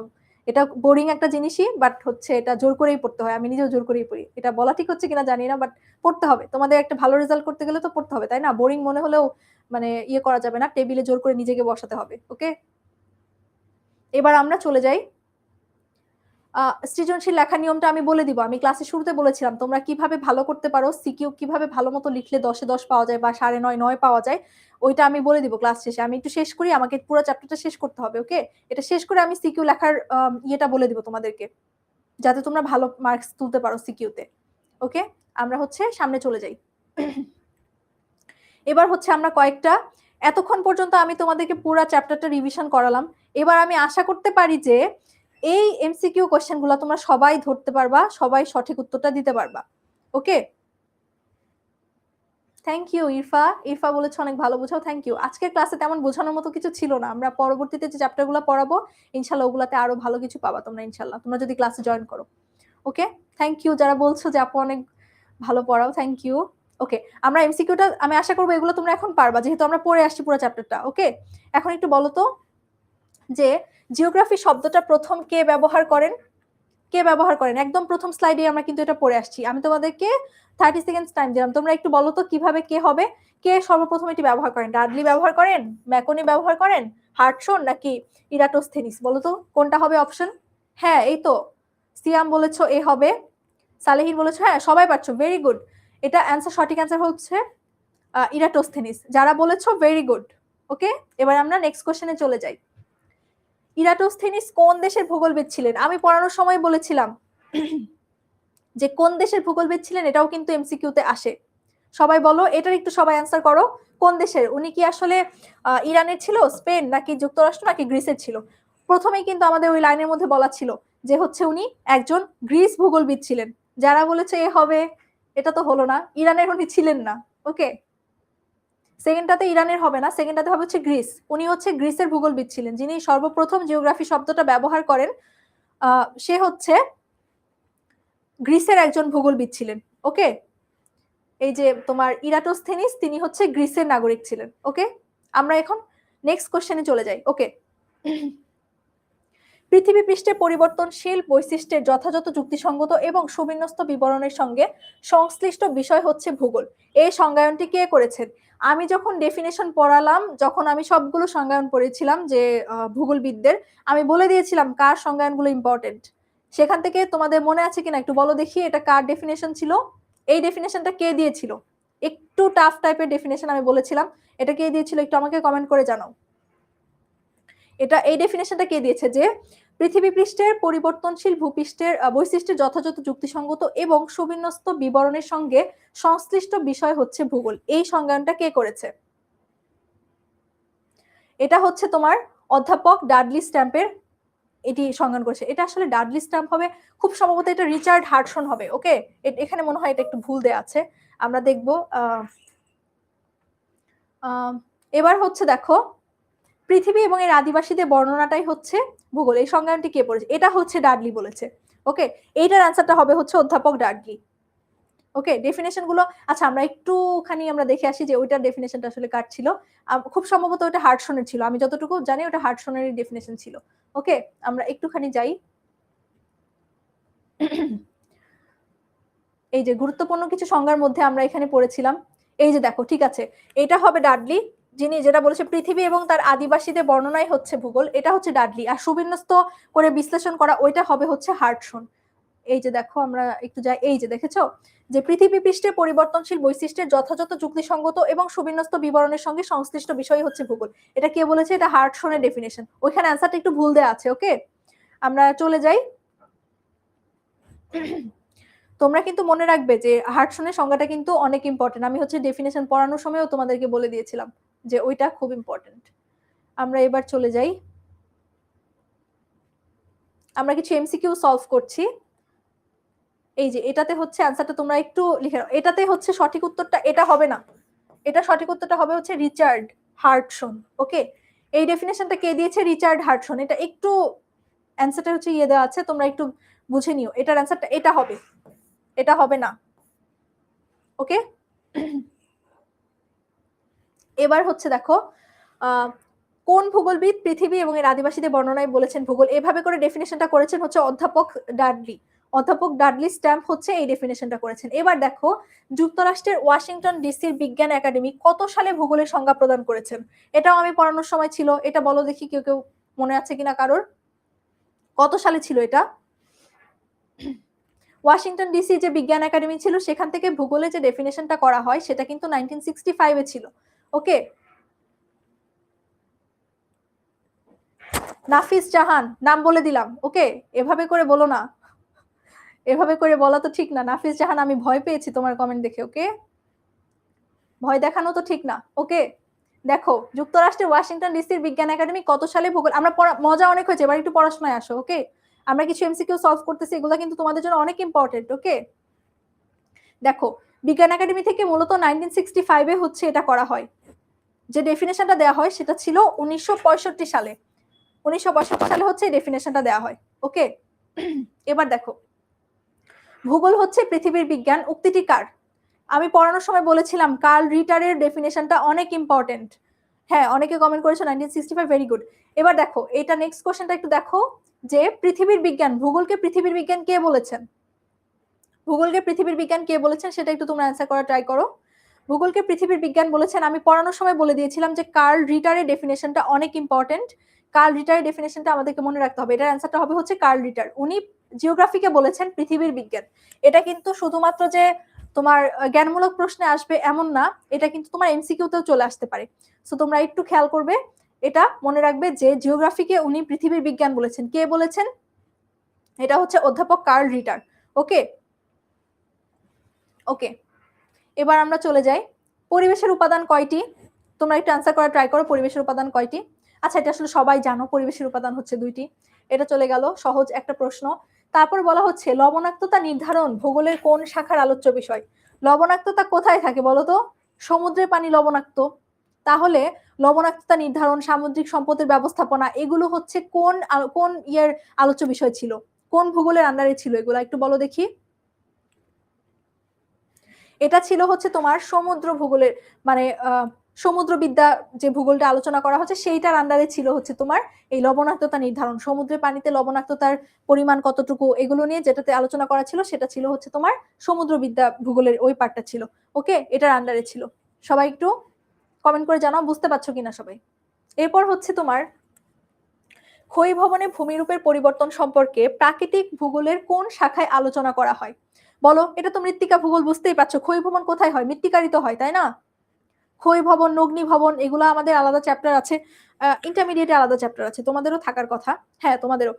তো এগুলো হচ্ছে মূলত মৃত্তিকা ভূগোলের অংশ, ঠিক আছে? ওকে, এগুলো হচ্ছে তোমার, সরি, এগুলো হচ্ছে তোমার ভূমিরূপ বিদ্যার অংশ, মৃত্তিকা ভূগোল না, সরি, এটা হচ্ছে ভূমিরূপ বিদ্যার অংশ। ক্ষয়ীভবন কি হবে, তারপর হচ্ছে তোমার অগ্নিভবন, এগুলো।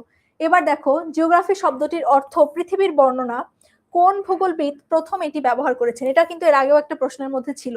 জিওগ্রাফি শব্দটা যেহেতু তোমার শব্দটার অর্থ হচ্ছে পৃথিবীর বর্ণনা, এটা কোন ভূগোলবিদ প্রথম এটি ব্যবহার করেছেন সেটা একটু আমাদেরকে জানাও। এটা হবে হচ্ছে ইরাটোস্থেনিস। এটা হচ্ছে একদম প্রথম যে ডেফিনেশনটা আমরা করলাম ওইটাতেও কিন্তু ছিল। এটা সঠিক উত্তরটা হবে হচ্ছে ইরাটোস্থেনিস। ওকে ওকে, এবার আমাদের এমসিকিউ পার্টটা শেষ। আমরা হচ্ছে পুরো চ্যাপ্টারটা রিভিশন করলাম, এরপর কিছু এমসিকিউ সলভ করলাম, সংক্ষিপ্ত প্রশ্ন, আমরা বোর্ডের কিছু দেখলাম। এবার আমরা যেটা দেখব সেটা হচ্ছে একটা সিকিউ কোশ্চেন আমরা সলভ করার ট্রাই করব, যে এই সিকিউ কোশ্চেনটা আমরা দেখি যে এটা আসলে আমরা সলভ করতে পারি কিনা। আমরা আগে একটু উদ্দীপকটা পড়ি সবাই। সীমা 10ম শ্রেণীর ক্লাসে তার বন্ধুদের সঙ্গে ভূগোল বিষয়ে পৃথিবীর ভূমিরূপ, এর গঠন প্রক্রিয়া, তারপর হচ্ছে বায়ুমণ্ডল, বাড়িমণ্ডল, জলবায়ু ইত্যাদি নিয়ে আলোচনা করে। দৃশ্যকল্প 2-এ বলা হচ্ছে যে ভূগোল এবং পরিবেশের বিষয়টি অধ্যয়নের মাধ্যমে জানা যায় যে পৃথিবীর কোন স্থানে প্রকৃতি এবং পরিবেশ কেমন, সেটা পৃথিবীর উষ্ণতা বৃদ্ধি এবং গ্রিন হাউসের প্রতিক্রিয়া এবং এর প্রভাবটা সম্পর্কেও জানা যায়। এই আমরা এখানে উদ্দীপকে দেখতে পাচ্ছি 2টা দৃশ্যকল্প আছে। দৃশ্যকল্প 1-এ এমন একজনের কথা বলা হয়েছে যে কিনা ক্লাসে ভূগোলের এই বিষয়গুলো নিয়ে আলোচনা করে। কি কি নিয়ে? দেখো, ভূমিরূপ নিয়ে, তাদের হচ্ছে গঠন প্রক্রিয়া নিয়ে, বায়ুমণ্ডল নিয়ে, বাড়িমণ্ডল নিয়ে আলোচনা করা হচ্ছে। এটা দৃশ্যকল্প 1-এ বলা আছে। দৃশ্যকল্প 2-এ বলা আছে যে ভূগোল এবং পরিবেশের বিষয়টি অধ্যয়নের মাধ্যমে আমরা কি কি জিনিস জানতে পারবো সেগুলো কয়েকটা পয়েন্ট এখানে বলা আছে। এতটুকু হচ্ছে আমাদের উদ্দীপক, ঠিক আছে? এবার হচ্ছে আমরা দেখি প্রথম প্রশ্নটা কি আছে। ভূগোল সম্পর্কে রিচার্ড হার্টসনের সংজ্ঞাটি লেখো। আমি তোমাদেরকে সংজ্ঞা পড়ানোর সময় বারবার বলেছি যে কার্ল রিটারের সংজ্ঞাটা অনেক ইম্পর্টেন্ট, রিচার্ড হার্টসনের সংজ্ঞাটা অনেক ইম্পর্টেন্ট, এগুলো বলে দিয়েছিলাম। দেখো ডিরেক্ট ক নাম্বার প্রশ্নে কিন্তু এটাই আসছে যে রিচার্ড হার্টসনের সংজ্ঞাটি লিখো। এটা আমরা জানি। দেখি, সেটা হচ্ছে প্রথমে ভূগোল সম্পর্কে রিচার্ড হাডসন যে সংজ্ঞাটি দিয়েছে সেটা হচ্ছে পৃথিবী পৃষ্ঠের পরিবর্তনশীল বৈশিষ্ট্যের যথাযথ যুক্তিসঙ্গত এবং সুবিন্যস্ত বিবরণের সঙ্গে সংশ্লিষ্ট বিষয়টাই হচ্ছে ভূগোল। এই ডেফিনেশনটা আসলে আমরা আজকে ক্লাস শুরুর পর থেকে মনে হয় 2-3 বার এইটা আসলো, স্লাইডে একবার আসলো, এমসিকিউতে একবার আসলো, আবার সিকিউতেও এটা আসলো। এটা অনেক ইম্পর্টেন্ট, আমি ক্লাসের শুরুতেই বলেছিলাম যে এটা হচ্ছে তোমার তুলি আপু ছুটি কখন, এটাই শেষ, এটাই এই সিকিউটা শেষ করে আমাদের ক্লাস শেষ, সিকিউটাই আমাদের আসলে শেষ। ওকে, আর একটু কিছুক্ষণ থাকো তোমরা। এবার দেখো, তাহলে আমরা রিচার্ড হাডসনের ডেফিনেশনটা অলরেডি আমরা পড়ে ফেললাম, এটা অনেকবার বলা হয়েছে এতক্ষণে, আশা করি তোমাদের এটা মুখস্থ হয়ে যাওয়া উচিত, মুখস্থ হয়ে যাওয়ার কথা এতক্ষণে। ওকে, এবার আমরা সেকেন্ড কোশ্চেনটাই দেখি। দেখো, অনুধাবনমূলক প্রশ্নে দেয়া আছে সকল ভূগোলের সাথে পরিবেশের অঙ্গাঙ্গিভাবে জড়িত কেন, ব্যাখ্যা করো। সকল ভূগোলের সাথে পরিবেশ অঙ্গাঙ্গিভাবে জড়িত কেন সেটা আমাদেরকে ব্যাখ্যা করতে বললো। ওকে, দেখো, পৃথিবীর ভূমিরূপ এবং এর গঠন প্রক্রিয়া, বায়ুমণ্ডল, বায়ুমণ্ডল, জলবায়ু ইত্যাদি বিষয়গুলো সম্পর্কে নিখুঁতভাবে ধারণা দেয় হচ্ছে ভূগোল। পরিবেশের সাথে মানিয়ে নিয়ে পৃথিবীতে বেঁচে থাকার জন্য মানুষ যে সকল কাজ করে, যেমন সেটা হতে পারে কৃষিকাজ, সেটা হতে পারে পশুপালন, অথবা হতে পারে বনজ সম্পদ আহরণ করা, খনিজ সম্পদ সংগ্রহ করা, ব্যবসা বাণিজ্য হতে পারে, এই যে কাজগুলো পরিচালনা করে তার সুস্পষ্ট ধারণাও কিন্তু ভূগোল প্রদান করে থাকে। অর্থাৎ এখানে আমরা দেখতে পাচ্ছি পৃথিবীর বিভিন্ন অঞ্চলে বিভিন্ন পরিবেশে মানুষ কিভাবে বসবাস করছে, কিভাবে তোমার জীবনযাপন করছে, কোন এরপর আমরা দেখতে পাচ্ছি যে কিভাবে জীবনযাপন করছে, এবং এই সম্পর্কে বিশদভাবে বর্ণনা করা হচ্ছে ভূগোল। ওকে, এখানে বলা হচ্ছে যে সকল ভূগোলের সঙ্গে পরিবেশের অঙ্গাঙ্গিভাবে জড়িত, এটা ব্যাখ্যা করো। তো এটার বিশ্লেষণে কিন্তু আমরা এভাবে করে একটা ব্যাখ্যা লিখতে পারি। ওকে, কোশ্চেনটা একটু স্ক্রিনশট, কোশ্চেনের স্ক্রিনশট নিতে চাচ্ছ নিতে পারো, এটা হচ্ছে কোয়েশ্চেন ছিল, যারা হচ্ছে কোশ্চেনের স্ক্রিনশটটা নিতে চাচ্ছ, এটা আমাদের সিকিউ কোশ্চেনের ইয়ে ছিল, এটা তোমরা নিতে পারো। আপু এটা রেসেস নিব, হ্যাঁ নিয়ে নাও, একটু জলদি করো। ওকে, আমরা হচ্ছে অ্যান্সারটা দেখব, তোমাদের স্ক্রিনশট নেওয়া হয়ে গেলে আমরা এটা হচ্ছে এটার অ্যান্সারটা দেখব। 2 নাম্বার কোশ্চেনটা ছিল হচ্ছে ভূগোল পরিবেশের সাথে অঙ্গাঙ্গিভাবে জড়িত কেন সেটা ব্যাখ্যা করতে বললো, সেটা আমরা একটু দেখলাম যে কিভাবে আমরা পরিবেশের সাথে এটাকে রিলেট করতে পারি, সেটা নিয়ে আমরা এখানে একটু দেখলাম। তারপরে দেখো বলা হচ্ছে অন্যদিকে পৃথিবী, চন্দ্র, সূর্য, তারপর হচ্ছে বায়ুমণ্ডল, পাহাড় পর্বত, নদী নালা, গাছপালা, প্রাণী জগৎ, এই সমস্ত প্রাণী জগৎ থেকে শুরু করে এই সমস্ত কিছু সম্মিলিত অবয়বই হচ্ছে পরিবেশ। এই প্রকৃতি এবং পরিবেশ সম্পর্কিত যাবতীয় তথ্য বর্ণনা করে থাকে হচ্ছে ভূগোল। সুতরাং বলা যায় ভূগোলের সাথে পরিবেশ অঙ্গাঙ্গিভাবে জড়িত। এখন কি তোমরা বুঝতে পারছো কিভাবে আমরা পরিবেশটাকে ভূগোলের সাথে রিলেট করলাম? ওকে, এরপর দেখো আমরা গ নাম্বার প্রশ্নে চলে যাই। গ নাম্বার প্রশ্নটা ছিল যে দৃশ্যকল্প একে বর্ণিত বিষয়টি ভূগোলের কোন শাখার নির্দেশ করে, এটা আমি তোমাদের কাছ থেকে একটু জানতে চাই। তোমরা একটু আমাকে বলো তো, যে এই যে দৃশ্যকল্প 1 ছিল, যেটা সীমা এখানে ক্লাসের মধ্যে বলা হচ্ছে ভূগোলের কয়েকটা বিষয় নিয়ে সে আলোচনা করে, সেটা হচ্ছে ভূমিরূপ নিয়ে, তারপরে হচ্ছে ভূমিরূপের গঠন প্রক্রিয়াটা কেমন হবে সেটা নিয়ে, বায়ুমণ্ডল নিয়ে, বাড়িমণ্ডল নিয়ে, তারপর হচ্ছে জলবায়ু নিয়ে আলোচনা করা হয়। এগুলো আসলে ভূগোলের কোন শাখায় আলোচনা করা হয় সেটা তোমরা আমাকে একটু কমেন্ট করে জানাও।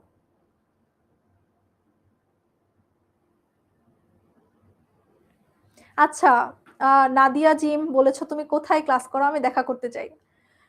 ওকে, দেখা হবে ইনশাল্লাহ। ক্লাস তো আসলে এক এক সময় এক এক টাইমে থাকে, সো তুমি তোমার তোমার আচ্ছা এখানে বলার দরকার নেই, দেখা হবে ইনশাল্লাহ তোমাদের সাথে। ওকে, তারপরে দেখো দৃশ্যকল্প 2 হচ্ছে, আচ্ছা ক্লাসটা আসলে আমাদের হেড অফিসে হয়, তো ওখানে আমরা ক্লাস নিচ্ছি, দেখা হবে ইনশাল্লাহ কোনো এক সময়। ওকে, তারপর দেখো, তো তার মানে দৃশ্যকল্প 1 যে বিষয়গুলো বলা হচ্ছে এগুলোর আলোচ্য বিষয় কোনটা, ভূগোলে কোন শাখায় এটাকে আলোচনা করা হয় সেই প্রশ্নটা আমরা একটু দেখি। দৃশ্যকল্প 1 বিষয়াবলী যেমন হচ্ছে পৃথিবীর ভূমিরূপের গঠন, এর গঠন প্রক্রিয়াটা কি, ভূমিরূপ কেমন, তারপর হচ্ছে বায়ুমণ্ডল, বাড়িমণ্ডল, জলবায়ু, এগুলো নিয়ে মূলত প্রাকৃতিক ভূগোল শাখায় আলোচনা করা হয়। তুমি দেখো এটা প্রত্যেকটা কিন্তু, হ্যাঁ সবাই অ্যান্সার করেছো, প্রাকৃতিক ভূগোল, ভেরি গুড, এটা হচ্ছে প্রাকৃতিক ভূগোল শাখায় হচ্ছে আলোচনা করা হয়। সাধারণভাবে ভূমিরূপ এবং এর গঠন প্রক্রিয়া নিয়ে প্রাকৃতিক ভূগোলের শাখা ভূমিরূপ বিদ্যা আলোচনা করে থাকে। এছাড়া ভূমিরূপ বিদ্যায় ভূত্বকের ইতিহাস কেমন হবে, এটার গঠনটা আসলে কেমন হবে, তারপর হচ্ছে তোমার গঠনকারী শক্তি সমূহ কি কি, যেমন তারপর হচ্ছে তোমার নদী নালা, বায়ু প্রবাহ কার্যাবলী, প্লেটের সঞ্চালনটা কিভাবে হয়, এই যে ভূমিকম্প যে হয় এগুলো কিন্তু আসলে প্লেট সঞ্চালনের কারণে হয়, সেগুলো সম্পর্কে এখানে আলোচনা করা হয়ে থাকে। তারপরে হচ্ছে তোমার ভূমিকম্প নিয়ে, আগ্নেয়গিরির অগ্নুৎপাত নিয়ে, সুনামি নিয়ে প্রভৃতি কারণ এবং ফলাফল নিয়ে এখানে আলোচনা করা হয়। তারপরে হচ্ছে যে আলোচনা করা হয় এখান থেকে। আবার বায়ুমণ্ডলের গঠন এবং এর বিভিন্ন উপাদান, বায়ুমণ্ডলের বিভিন্ন স্তর সমূহের তোমার প্রকৃতি কেমন হবে, পানি রাশির উৎসটা আসলে কি, পানি রাশির বন্টনটা কিভাবে হবে, পানি চক্র কিভাবে কাজ করে, এই যে তোমার ভূপৃষ্ঠের পানি হচ্ছে সূর্যের তাপে বাষ্পীভূত হয়ে উপরে আস্তে আস্তে উঠে যায়, সেটা আস্তে আস্তে শীতলীভূত হয়ে ঘনীভূত হয়ে মেঘে পরিণত হয়, মেঘ থেকে পরবর্তীতে আবার বৃষ্টি আকারে পানি ভূপৃষ্ঠে ফিরে আসে। এই যে পানির ফিরে আসাটা, এটা কিন্তু পানি চক্র। তোমরা কি এটা জানো? পানি চক্র যদিও আজকের ক্লাসের টপিক না, বাট বলার ইয়াতে ফ্লোতে চলে আসলো বলে দিলাম পানি চক্র জিনিসটা আসলে কি। এই পানি চক্র বলো, পানির বন্টন বলো, এই সমস্ত কিছু নিয়েও কিন্তু এখানে আলোচনা করা হয় প্রাকৃতিক ভূগোলে। আবার জলবায়ুবিদ্যায় আবহাওয়া, জলবায়ুর উপাদান এবং পৃথিবীর বিভিন্ন অঞ্চলের জলবায়ু ভিন্নতা নিয়েও আলোচনা করা হয়। সুতরাং এখান থেকে আমরা বলতে পারি, যেহেতু আমরা এত এই পুরাটা ব্যাখ্যা থেকে আমরা বলতে পারি পরিশেষে যে উদ্দীপকের দৃশ্যকল্প একে বর্ণিত বিষয়গুলো, অর্থাৎ ওখানে কি ছিল, ভূমিরূপের গঠন কেমন হবে, এটা হচ্ছে ভূমিরূপের যে গঠনের যে গঠন, পাশাপাশি কি ছিল ভূমিরূপের তোমার হচ্ছে গঠন প্রক্রিয়া, বায়ুমণ্ডল, বায়ুমণ্ডল, জলবায়ু, এগুলো নিয়ে আলোচনা করা হয় মূলত প্রাকৃতিক ভূগোলে। ওকে ওকে, এবার হচ্ছে এবার আমরা ঘ নাম্বার প্রশ্নে, লাস্ট প্রশ্নে আমরা চলে যাচ্ছি, উচ্চতর দক্ষতায় আমরা চলে যাচ্ছি। ওকে, আমরা এবার ঘতে চলে যাই। ওকে, দেখো দৃশ্যকল্প 2 বর্ণিত বিষয় ছাড়াও ভূগোল এবং পরিবেশ পাঠের আরো গুরুত্বপূর্ণ কি কি বিষয়, আরো গুরুত্ব ব্যাখ্যা করো বা বিশ্লেষণ করো। দেখো 2 নাম্বার দৃশ্যকল্পে আমাদেরকে ভূগোল পাঠের মাধ্যমে বা এটা অধ্যয়নের মাধ্যমে আমরা কি কি বিষয় সম্পর্কে জানতে পারি সেটা সম্পর্কে বলা ছিল, এবং এর বাইরে কি কি বিষয় ভূগোল অধ্যয়নের মাধ্যমে আমরা জানতে পারি সেটা আমাদেরকে লিখতে বলা হয়েছে। এই প্রশ্নটা আসলে, এই টাইপের প্রশ্ন যখন আসবে তোমরা ট্রাই করবে পয়েন্ট করে দেওয়ার জন্য। ওকে, পয়েন্ট করে দেওয়ার জন্য ট্রাই করবে, যেটা হচ্ছে কি তুমি প্যারাগ্রাফ আকারে লিখলে যেরকমটা সুন্দর লাগবে, তার থেকে তুমি যদি একটু পয়েন্ট করে করে লিখতে পারো যে ভূগোল পড়ার মাধ্যমে আমি এই সম্পর্কে জানতে পারি, এভাবে করে প্রত্যেকটা যদি একটা পয়েন্ট আকারে লিখো, মার্কস কিন্তু অনেক ভালো চলে আসবে। ওকে, হ্যাঁ, টু দা পয়েন্টে অ্যান্সার লেখাটা ভালো, কিন্তু খুব বেশি কিন্তু আবার ছোট করা যাবে না। আসলে কি হিউম্যানিটিসের ক্ষেত্রে কিন্তু সিকিউ বলো, মানে এই প্রত্যেকটা সাবজেক্টে প্রচুর লিখতে হয়, যেটা হচ্ছে একদম একদম ম্যান্ডেটরি বলা যায়। কারণ এখানে তুমি টু দা পয়েন্টে লেখা ভালো, বা টু দা পয়েন্টে লেখার পরেও কিন্তু তোমাদেরকে আসলে একটু বিশ্লেষণ ব্যাখ্যার দরকার আছে। বেশি ছোট হয়ে গেলে মার্কস ডেফিনেটলি খুব একটা ভালো আসবে না।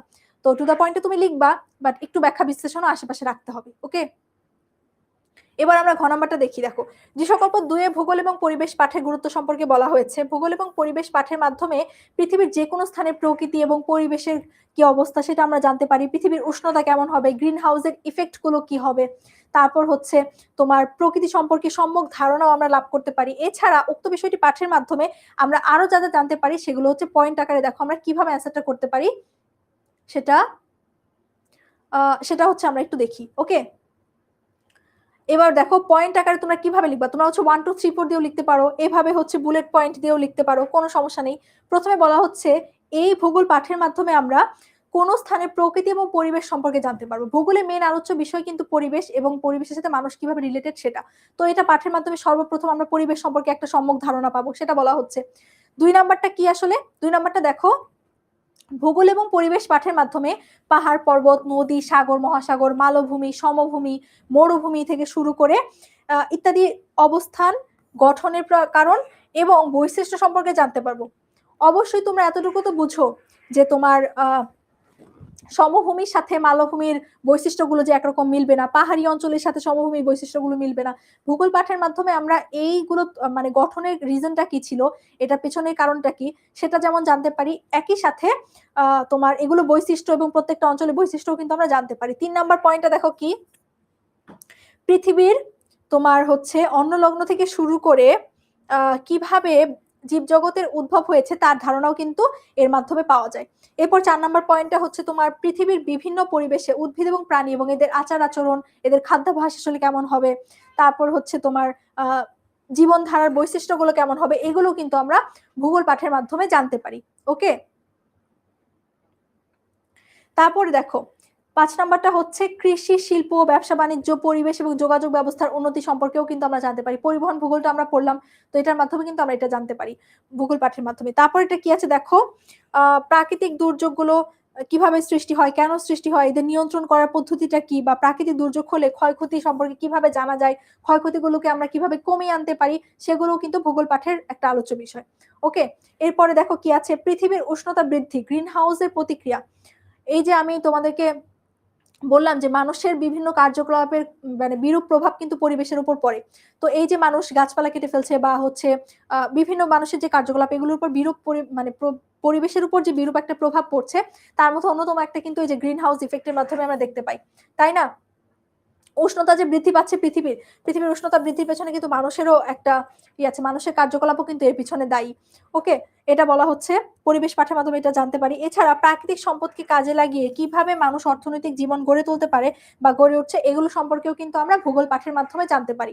ওকে, তো সিকিউ কোশ্চেন হচ্ছে তোমরা এইভাবে করে যদি লিখো, সমুদ্র ভূগোল সম্পর্কে একটু বললো, এটার ব্যবস্থাপনা, সমুদ্র সম্পদ বা লবণাক্ততার পরিমাণ কি, এগুলো নিয়েও কিন্তু করা হলো। আচ্ছা, 2 পৃষ্ঠা লিখলে কি হবে গ নাম্বারের উত্তর?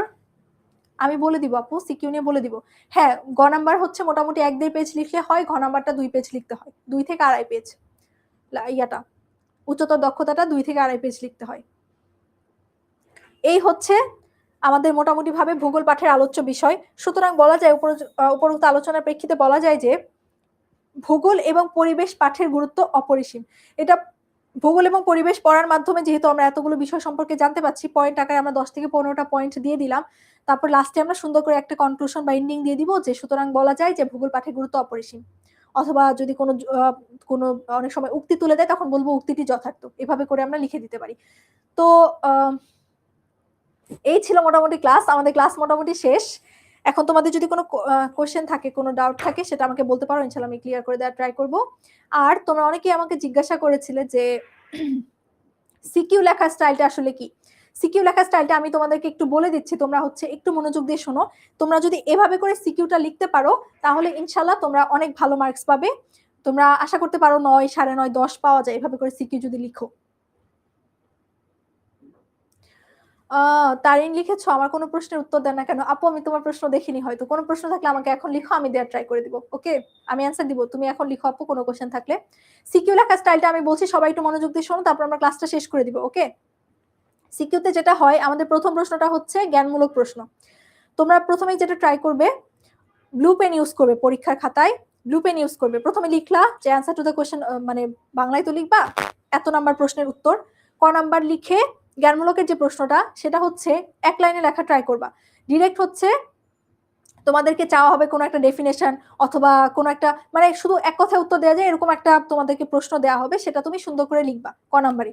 2 নাম্বার যে অনুধাবনমূলক প্রশ্নটা, এটা হচ্ছে আমাদেরকে 2টা পার্টে লিখতে হয়। মানে 2 নাম্বার অনুধাবনমূলক বা ক্ষয়ের যে প্রশ্নটা, সেটাকে আমরা 2টা পার্টে লিখবো। কিভাবে?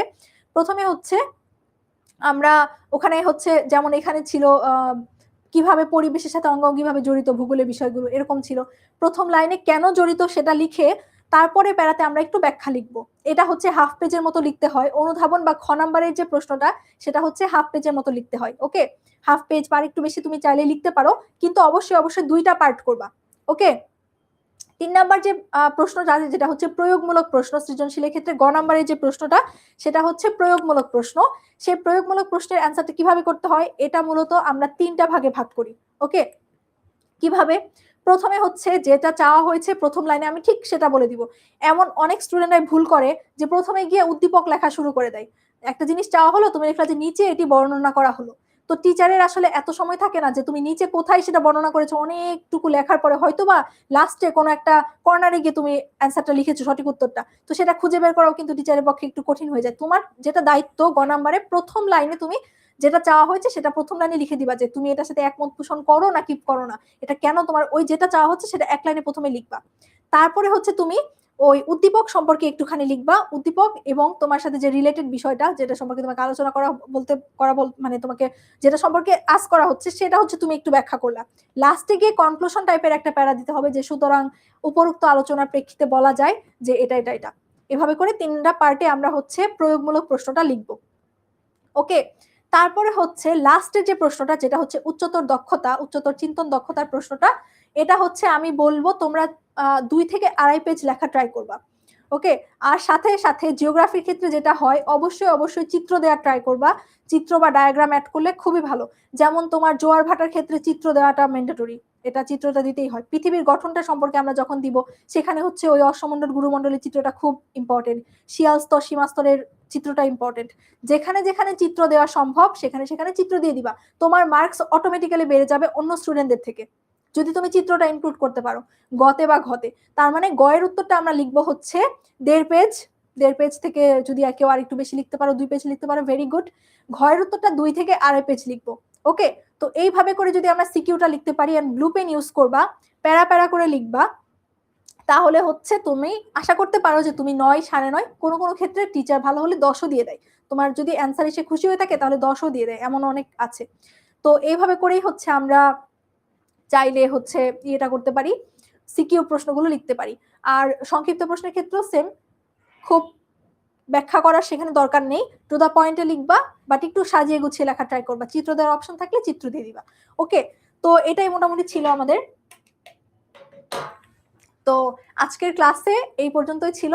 তোমাদের ক্লাসটা কেমন লেগেছে আশা করি আমি আমার 100% দেওয়ার ট্রাই করেছি। আশা করি তোমরা রিভিশন ইনশাআল্লাহ তোমাদের হয়ে গেছে, আমি আশা করতে পারি। পরবর্তী যে ক্লাসগুলো থাকবে আমি আশা করব তোমরা সবাই ক্লাসগুলোতে অ্যাটেন্ড করবা। ইনশাআল্লাহ অন্য কোনো একটা চ্যাপ্টার নিয়ে আমরা হয়তোবা তোমাদের সাথে দেখা হবে। তো এখানে আমরা শেষ করে দিচ্ছি ক্লাস আজকের জন্য। আল্লাহ হাফেজ সবাইকে, সবাই ভালো থাকো, সুস্থ থাকো।